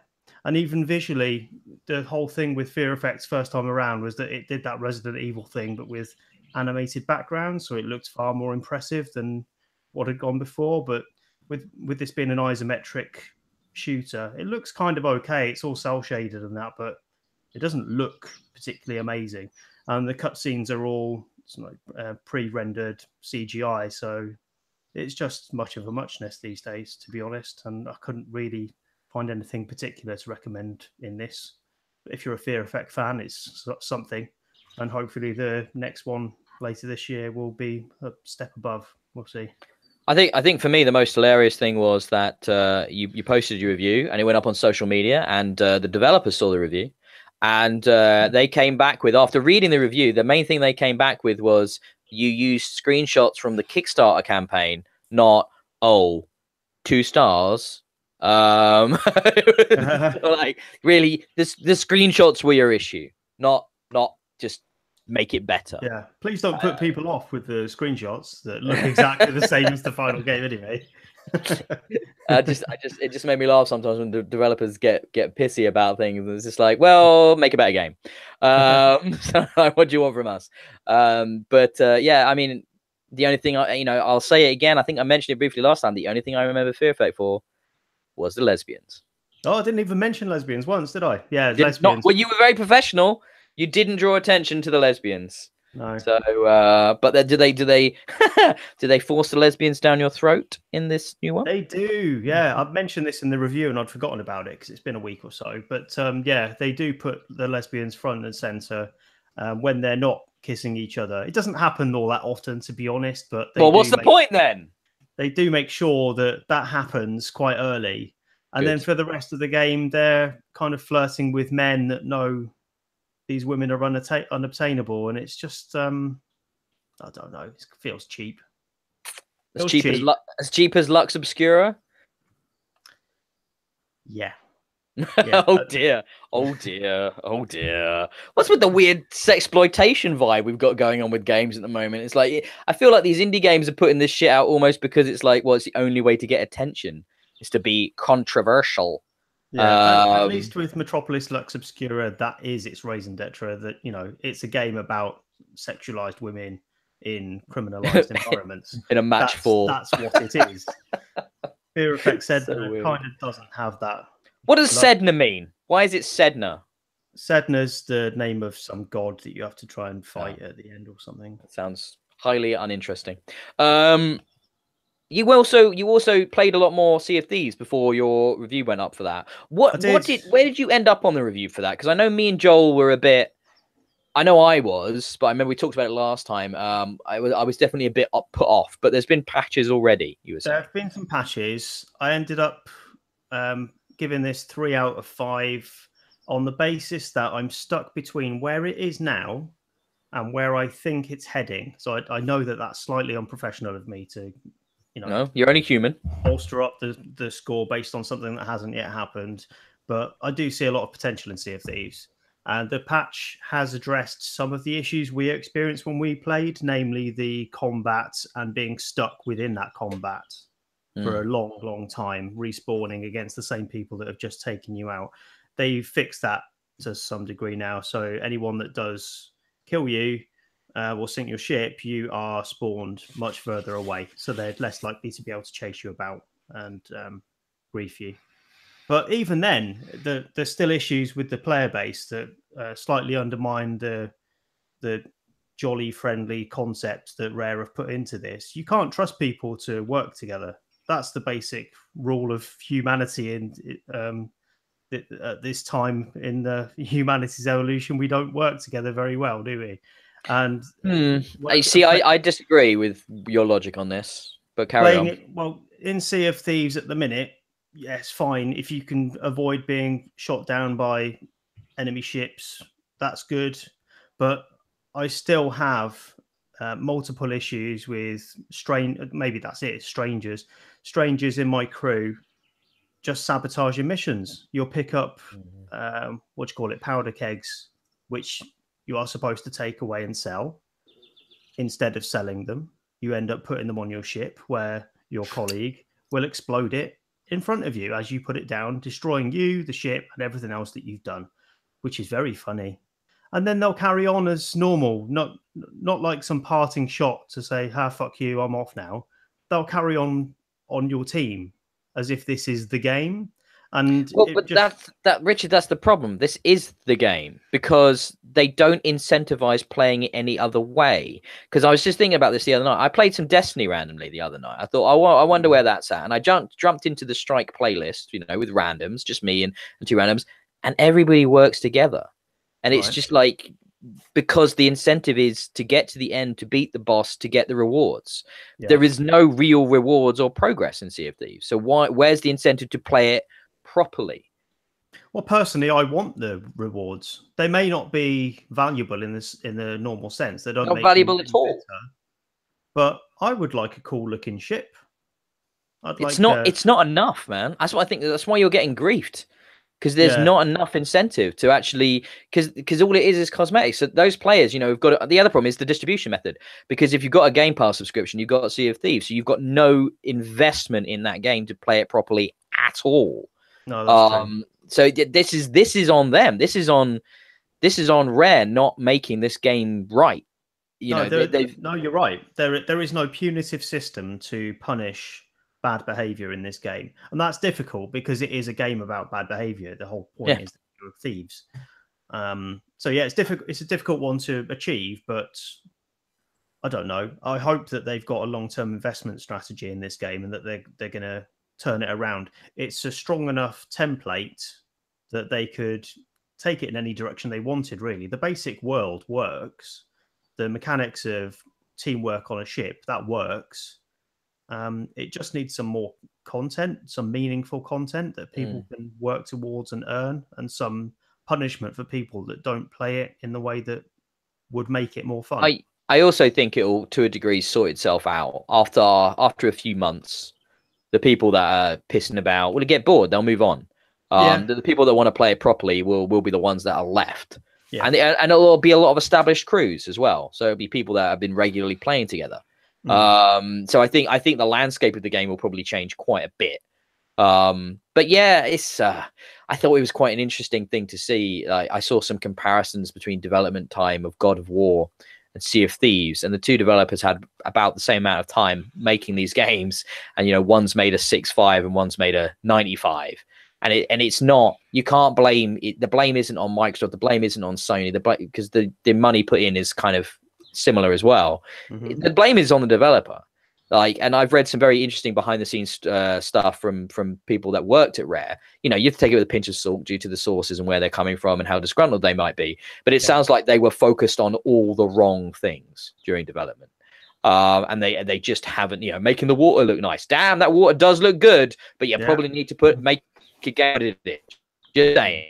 But post support, they have put a bit of a roadmap out. I haven't looked at it. I don't know if you've looked at it, but I know they're starting to talk about the future months that are coming. But I think they've got a lot of work to do to right this ship. Pun intended. So yeah, okay. I think that's a fair score though, and your review was very fair. And I know a lot of outlets had the same problem you did with potential over actuality. So I think that's absolutely reasonable where you put that. Joel, do you have to run? If you do, yes, I'll be off in a minute, basically. Okay. So that's all right. Me and Rich, while I've got him, we'll tie up with the news and stuff like that. I've only got one last thing I was going to talk about. A game called This War of Mine. Have either of you played that? Yes, I believe I reviewed the little ones. Yeah, This War of Mine, the little ones on Xbox. Yes. Yeah, no. Well, firstly, a friend of mine messaged me saying, "Oh, you should check this game out. I think you'll like it." And it's on Game Pass, so I thought I'd play it and give it a go. Yeah, I think that's a really quite an interesting concept of a game. Pretty cold and dark, really. Places. So yeah, the idea of playing the collateral damage in some kind of brush conflict. War. Yeah, just trying to survive in a war zone, basically, in a city that's... So I don't know when it came out. Like, my first thoughts were like, oh, is this what it's like to be in one of the sort of rebel cities in Ukraine? It was kind of the feel I got for the game. And yeah, it's pretty dark. Like, I mean, I had a couple of cracks at it, and first time I didn't do too well because obviously I was just trying to figure out the mechanics. But so after that, things and sort of going out, sort of getting braver and sending my people out further. And I sent this girl out to scavenger overnight in one of these houses, and there are some other people there, so naturally just get drawn into conflict and end up killing them. So I kill 3 people, load up my inventory, and then come back, and then she's like completely cut up about it. She's like, get back to the house, and you can't do anything with her. You can send your other guys that you're controlling to try and console her and stuff and give her some food, but and then give us she still doesn't up. And yeah, it was...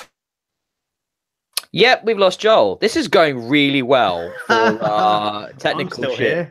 Well, I imagine if Joel says anything, I'll tell him, don't worry, you had to head off anyway. But yeah, This War of Mine is a really interesting experience. I just think makes me think of Syria right now.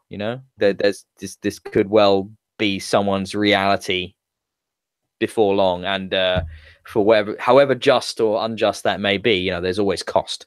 There's always cost in human lives and human experience and stuff like that. So we should always remember that. And I think it won loads of awards for that kind of reason, didn't it? At the time, This War of Mine, like loads of people acknowledged it as a really important experience. So if you really want to strip the meaning away from war, then Operation Warcade is a good alternative. Did you? I wasn't sure if you even wanted to.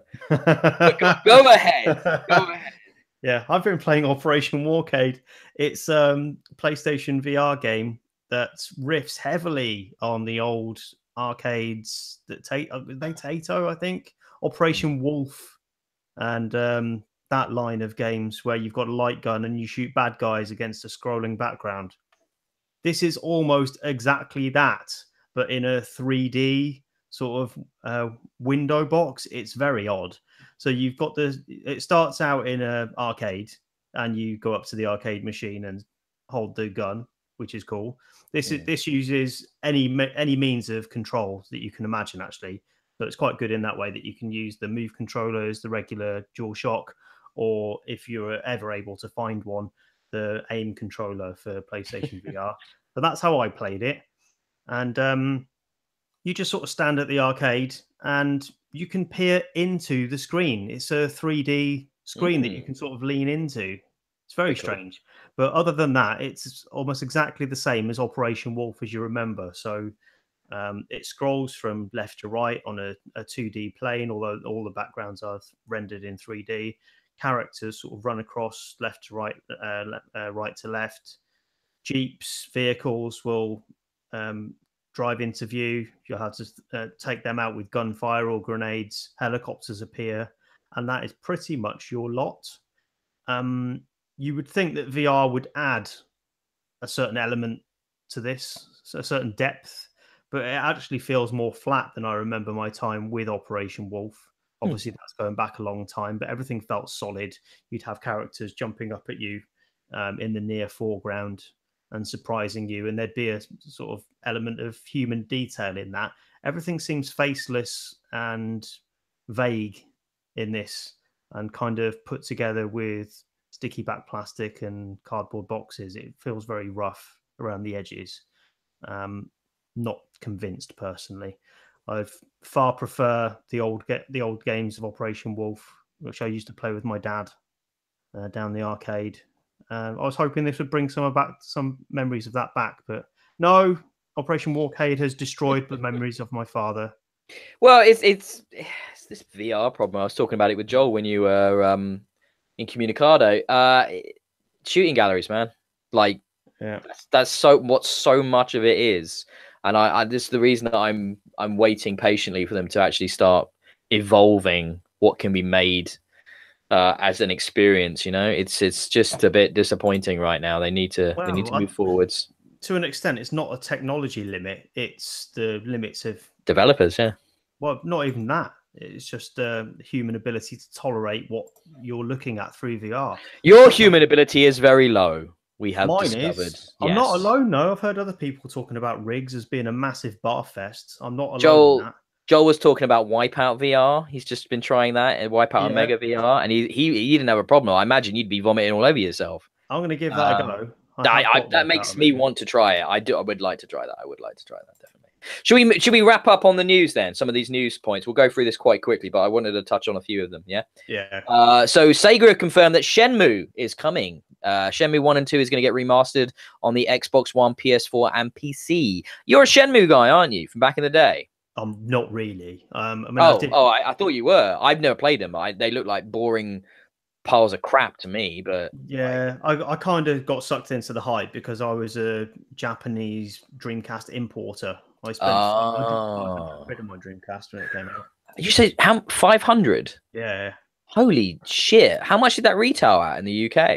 I didn't do a Dreamcast. I think they were about 200, but this was way before the UK announcement. Wow, that's crazy. That was with a couple of games as well, I think. But yeah, I did. I spent too much on my Dreamcast. Okay. So yeah, I was kind of into Shenmue when it came out, and it looked amazing. I'm not sure I really rated it as a game. It was just a graphical showpiece, wasn't it? And it was cool that it was. Some people love it. Some people love that game, brother. Like, love it.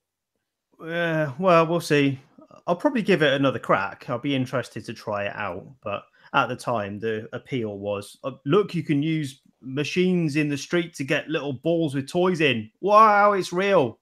And that's not the realism I'm looking for these days. Talking about things that maybe you'll give another crack. Bungie has announced that the Warmind expansion for Destiny 2 is coming out on May the 8th. Yeah, I'll tell you what, I'd better try the last expansion that I haven't played before. It was fine. I beat it all. It was fine. It looked nice because of the 4K patch and all that on the X and Pro and things. Yeah. I will play this. I've paid for it already, and I went, like I was saying, I went back to Destiny 2 the other night, and it's still a good shooter. It still feels great to play. But just about everything about how this was announced, like in the past, like big announcements and Twitch streams, this was just quietly just, oh yeah, by the way, there's a press release, this thing's happening. Their fan base, their players have turned hard against them. Like there is so much negativity towards Bungie and Destiny right now on the internet, on their Reddits, on their websites and the forums and everywhere. It is just, they have tanked the goodwill that game had. It has gone through the floor after one just blunder after another. I don't know what they're going to do. I don't know what they're going to do. I've really been engaged with Destiny 2 since, I played it for a week or so at launch and really enjoyed it and then dropped off. So I've not been engaged with the backlash really, but has anything really gone that wrong to justify the turnaround? I think it's a mixture of, ooh, I don't like the microtransactions, coupled with there's not enough content in this game. The fact that they took out so much of the lore with the Grimoire cards being removed and stuff like that. And it's not I think there's just a general sense of there's not enough evolution in Destiny 2. It's not like post-release they broke the game. It's just that I think players haven't been retained in the same way as they were with the first game, even with all the problems that game had. I know based on the thousands of hours I sunk into that first game that the hooks are just not there. So I think the problems that were in Destiny 1 have been magnified in 2 by that lack of a hook. So I think people are just not willing to take that shit all over again. I think that's what it comes down to. My feeling it's just that build them up and knock them down mentality that a lot of people seem to fall for. You know, people are having a pop just because the first one was really, really popular. You know what I mean?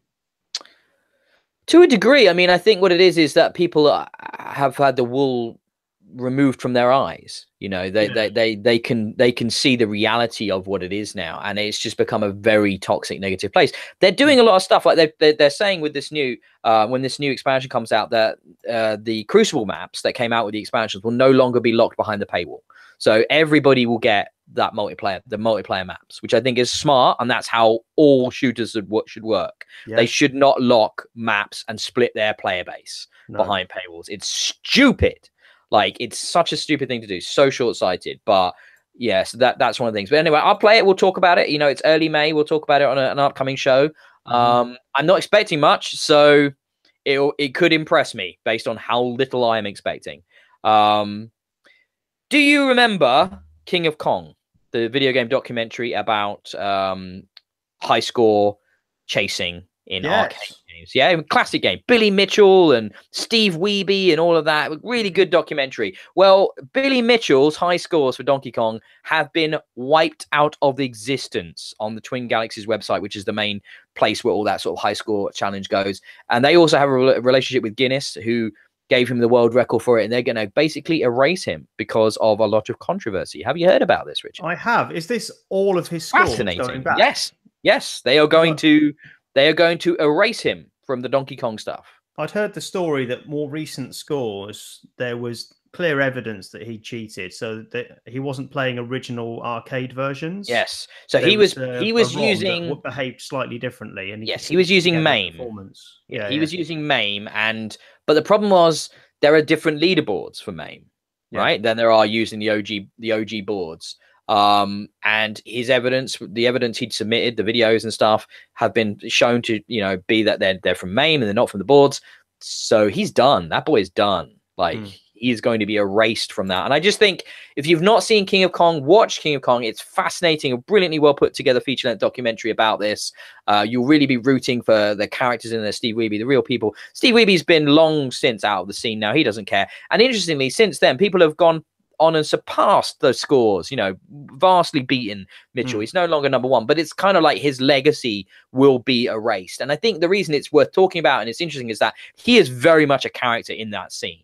You know, he's very much the villain, you know, of the piece. He's not really. He's just a bit of an arrogant asshole that's trying it on, you know, and that's what this has proven. So yeah, I just thought that was an interesting story. I might mention now, all news stories will be linked to in the show notes for the show, and thankfully, wonderfully, all taken from my favorite source for news, Eurogamer. So I'll just give them a plug there because they deserve it, because I do literally take all the news from them. Next one up. This is exciting. I am happy. I'm still playing Ghost Recon Wildlands, and I believe this is live now. There is an event like the Predator event that happened around Christmas that has brought back Sam Fisher from Splinter Cell into Ghost Recon Wildlands, voiced by Michael Ironside. He's back. Ironside is back. Sam Fisher. So have you? I need to get on this and play this. I really want to check this out because, dude, I always have subscribed to the theory that any 80s and 90s science fiction film that put Michael Ironside in it made it immediately 10% better than it was before. Oh yeah, he is just so much fun as a villain or anything, as a good guy, anything.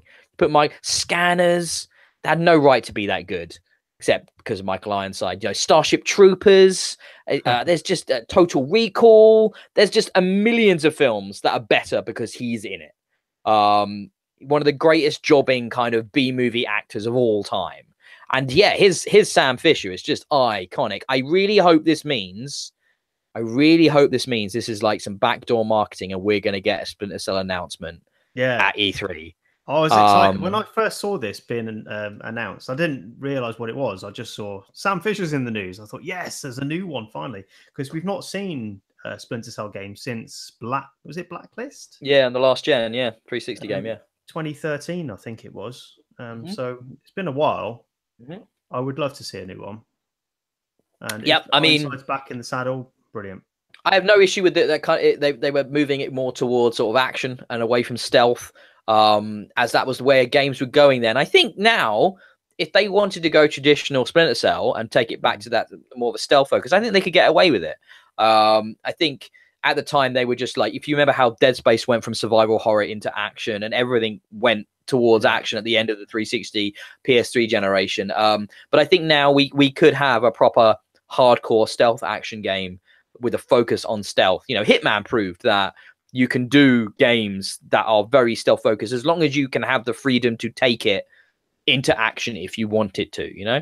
I liked Blacklist quite a lot, actually. I missed it because, like you say, that was the turn of the generation, so I missed out on Blacklist. But I had a lot of time for Conviction, and I felt that did that balance well. Is that the one that's backwards compatible on 360 now? On Xbox One, I should say, yeah. Because I bought it because it was super cheap when they made it back compat, and I've not sat down to play it yet because I don't think I played that. That was the one where he was. Is that the one where he's like on the run and he's not got the whole team with him and stuff? I think so. Yeah. I forget the story now. It's been a long time, but it has been a long time. Yeah. There's some nice set pieces in that, and the one thing I do remember from that was how well balanced the stealth was with the action. It didn't feel like the stealth suffered. It's just that if you break stealth or if you're forced to break stealth, it doesn't punish you for that. The worst thing in stealth games is when you're spotted, you have to reload, try again. It kills the game for me. Yeah. Conviction does not do that. There's always a sort of fun way to claw back from you breaking stealth or just go full out guns blazing action. And it works either way. It gets that balance just right for me. As my ghost say in my Wildlands, going loud. Yeah, going loud. Going loud. Moving on to the next story. As someone who did play some of the PUBG, though I think everybody so many of us got hyped for that. And on my friends list, I remember when it first came out and there was like 40 or 50 people playing it on my friends list. And then now it's down to like a core hardcore group of maybe half a dozen I always see playing it, but I'd be happy to go back to it. There was a lot of problems with it in those early days. It was still a lot of fun. We had a great time, didn't we, Rich? But I loved it. It was great. I've not jumped off that boat at all. I'm just waiting for an excuse to go back until it works. So my takeaway from when I stopped playing that was, I love this game. It's really good fun. Can't wait for it to all be fixed and have achievements and all of that stuff. But like I said, I was waiting for an excuse. I think I've got an excuse. Miramar, the desert map, is coming to Xbox One by the end of April. So that's on its way. It will be there very soon. And I'd be happy to use that as an excuse to get back in there and to play some more PUBG. Definitely. Absolutely.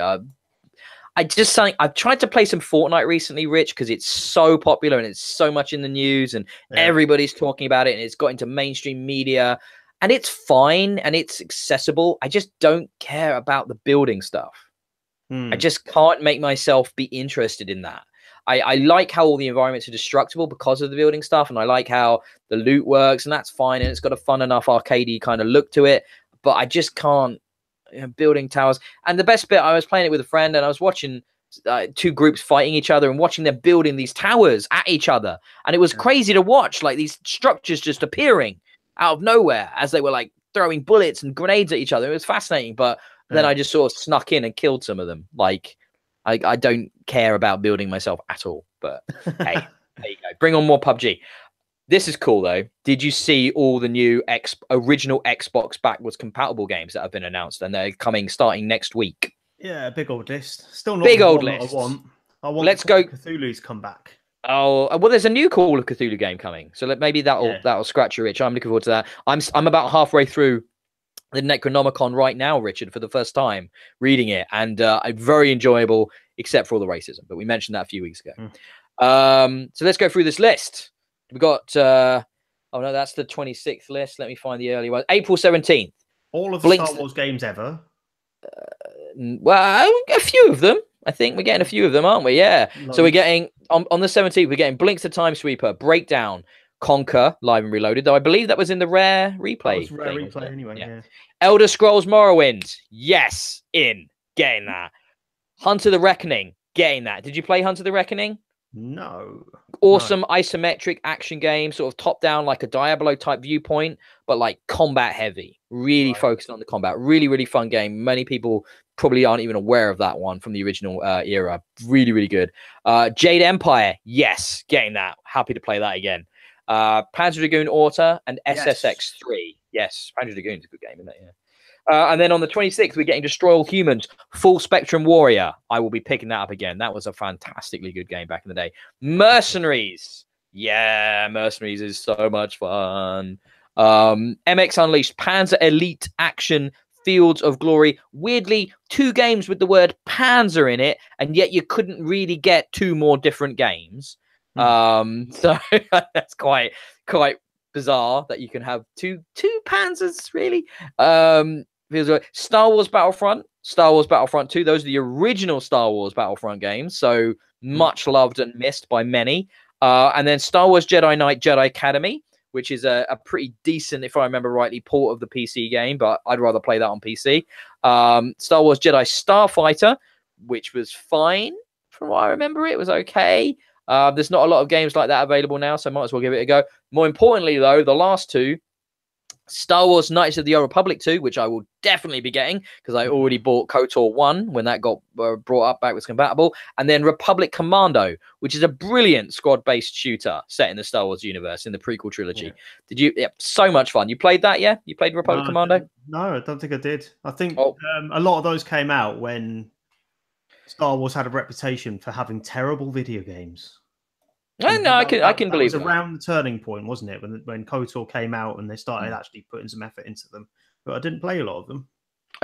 Worth checking out, man. Worth checking out. I expect a bunch of them will be on Game Pass, won't they? Because a lot of the last round were of these original Xbox. They've done 2. I think Ninja Gaiden and Fusion Frenzy were Game Pass, but that's it.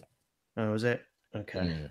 Well, we'll maybe see a few of them on there, perhaps. Yeah, I suspect so. But they're all, I was looking at the prices, they're all in the $10, and then mostly $10, and some, the bigger games like Morrowind are like $15. But they're all, I think, pretty reasonably priced. If you can find your original copies, obviously those will work. You pop the discs in, then it kicks off the download. So yeah, I think I love this service that Microsoft gives us with these back compat games, man. I didn't put this news story down, but they recently just enhanced a bunch of the 360 games like Red Dead as well, which looks better than ever, or like it's ever looked. Yeah, it's been enhanced. A few others, Force Unleashed was enhanced as well. So there's even more lovely improvements, and these OG games as well will be up to, I think it's up to 16 times the resolution on the Xbox One X. If you're playing one of these OG Xbox games, so that's awesome. It gives you faith in digital purchasing on the Xbox platform, doesn't it? When they've got that to keeping games alive. Brilliant. Yep. It's so cool, the archival kind of thing that they're doing with this. I love it. Right, moving on. Below is back. Kinda. They've brought out some details. It's gonna be this year, supposedly. They've shown some footage. It looks pretty good, but at this point, does anybody still care about Below? I'm not going to follow it. They started talking about this 5 years ago, 6. Yeah, it's got to be something like that now. Yeah, very at start of the generation, wasn't it? Yeah, it was it was one of the games they used to preview the Xbox One. Brilliant. So yeah, long time ago. What's the developer? I can't remember the developer now. Capybara. Oh, it's Cappy. Right. That's why people cared. And now, but it's been so long in development at this point. I've lost all hype or interest. It's just like when it comes out, I'll take a look. Yeah. But I really can't say I'm too bored before then. And then we've got another little announcement here. The Nintendo Switch, in its endeavor to have a port of every good indie game and a lot of bad ones ever made, has been announced that Firewatch will come to the Switch, and I'll probably get it again. I've got it on PS4 and Xbox.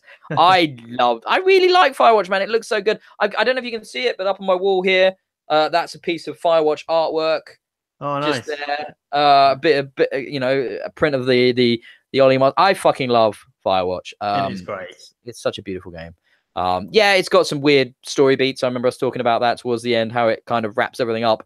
But I like the fact that it's not silly sort of supernatural bullshit or conspiracies or weirdness. It's just quite pedestrian, the end of that game. I kind of appreciated that.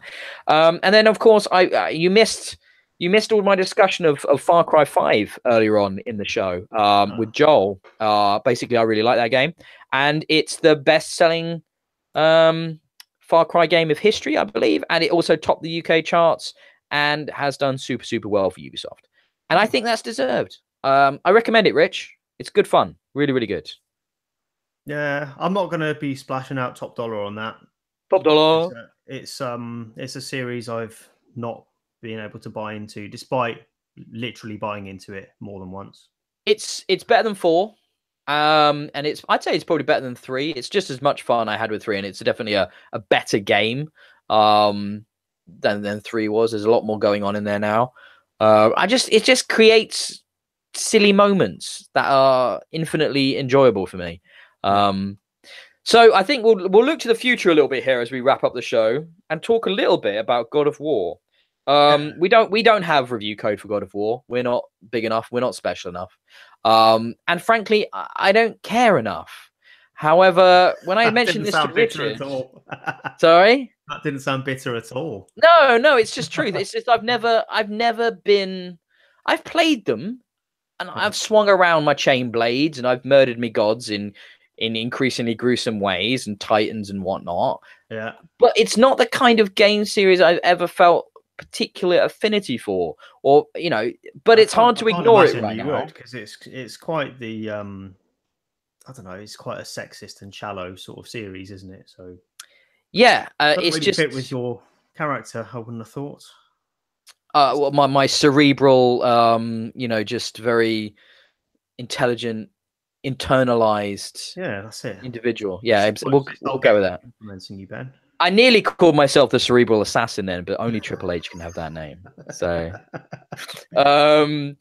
yeah, but this new one, man, the reviews, like when an IGN, a Kotaku, a Polygon, and a Waypoint, and a Giant Bomb, they all give it 10 out of 10s, right? And these are some pretty different types of outlets, which have quite different political and like points of view in the sort of video game space, and they're all giving it top scores.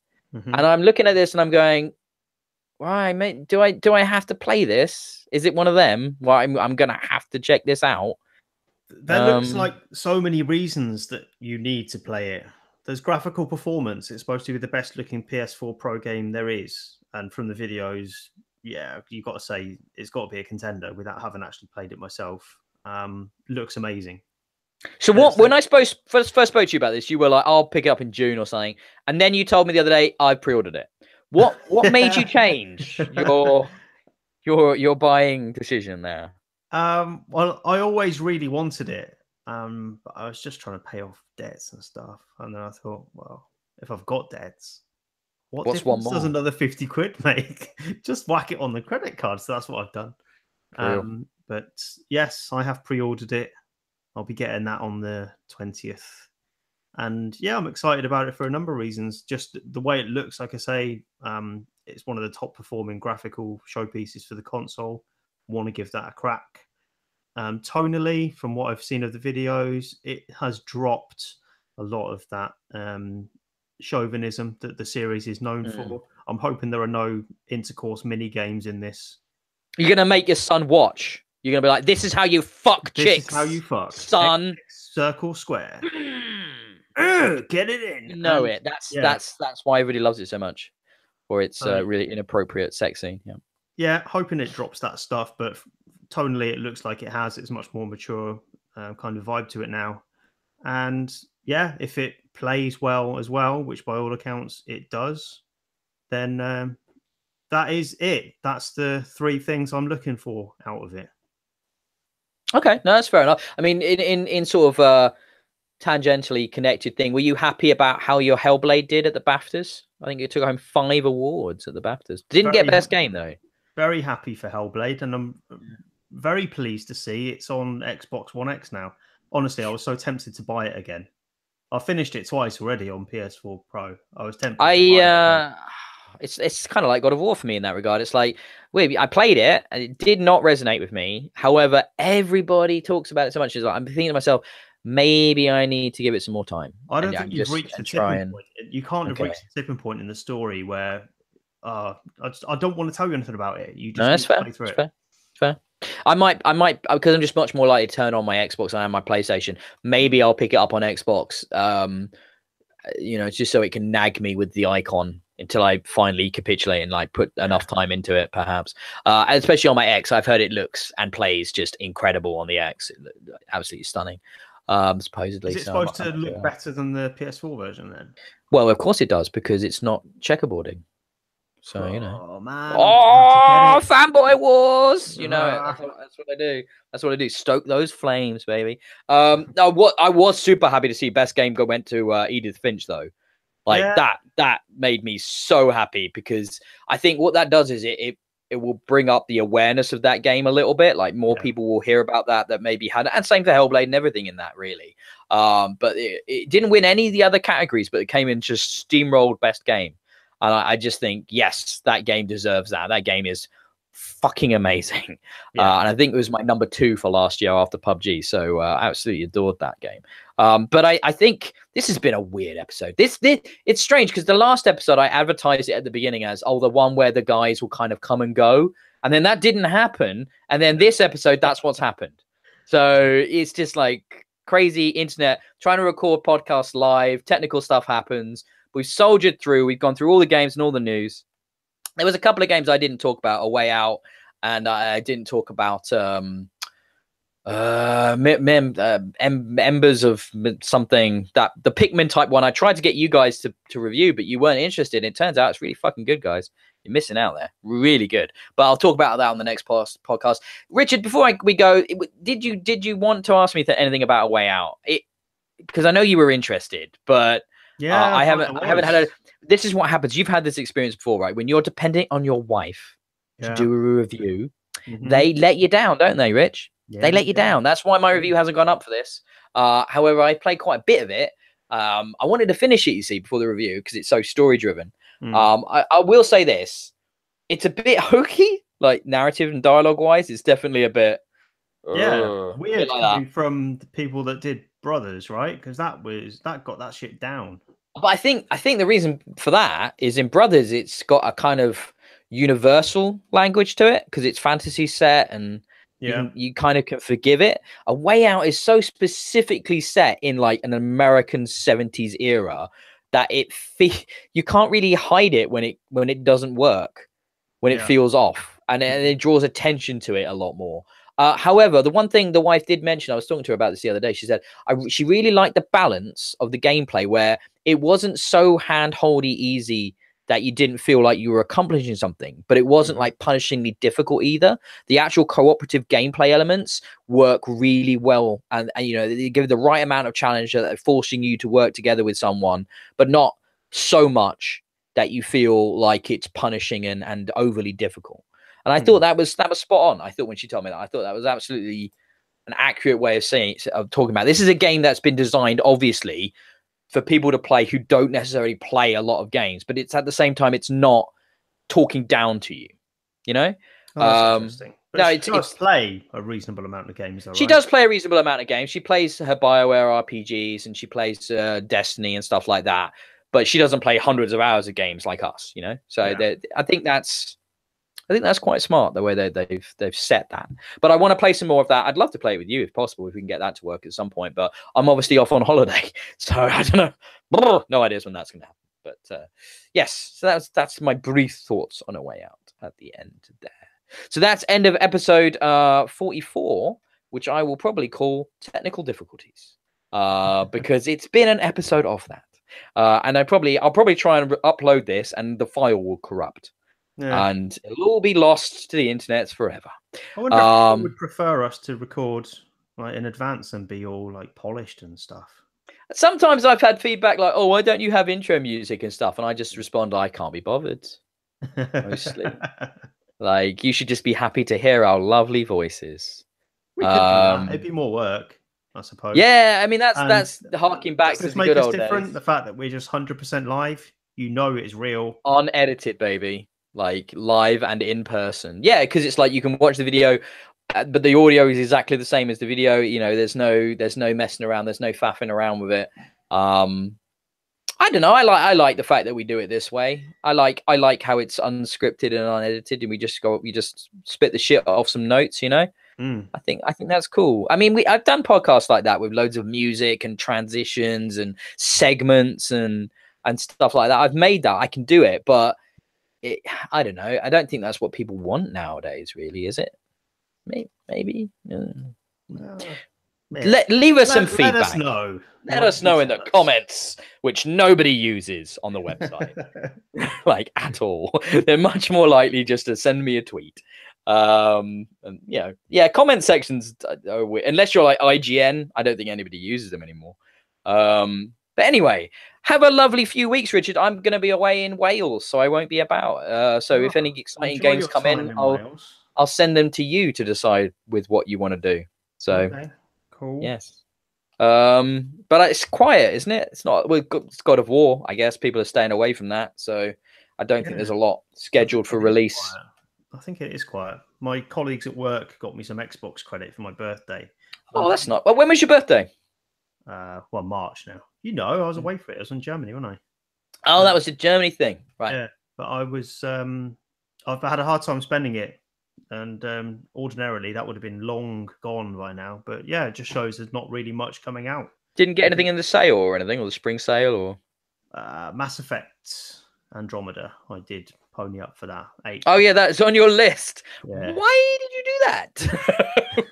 I don't know. Why did you do that? Have you played much? I've played a couple of hours. It's okay. Has its soulless nature unveiled itself to you yet? Yeah, it does feel a little bit by the numbers, and I'm not sure why I'm playing it, but yeah. Feels good. Combat's good. Mobility's good, but it's just everything else. It is. I think it used to be a lot better than this. It feels really loose. Yeah. Yeah. Well, I don't know. You're talking to a guy who put 90 hours into that game in launch week. So yeah, that killed me. Killed my soul, man. I'll never forgive them. Never forgive, never forget. EA. Never. Right. That is the end of the episode now, even though I said that about 10 minutes ago and then waffled on for a bit more. So I think with that, I will say goodbye for Joel. Goodbye for Joel. And Richard. I'll say goodbye for myself. Goodbye. Goodbye.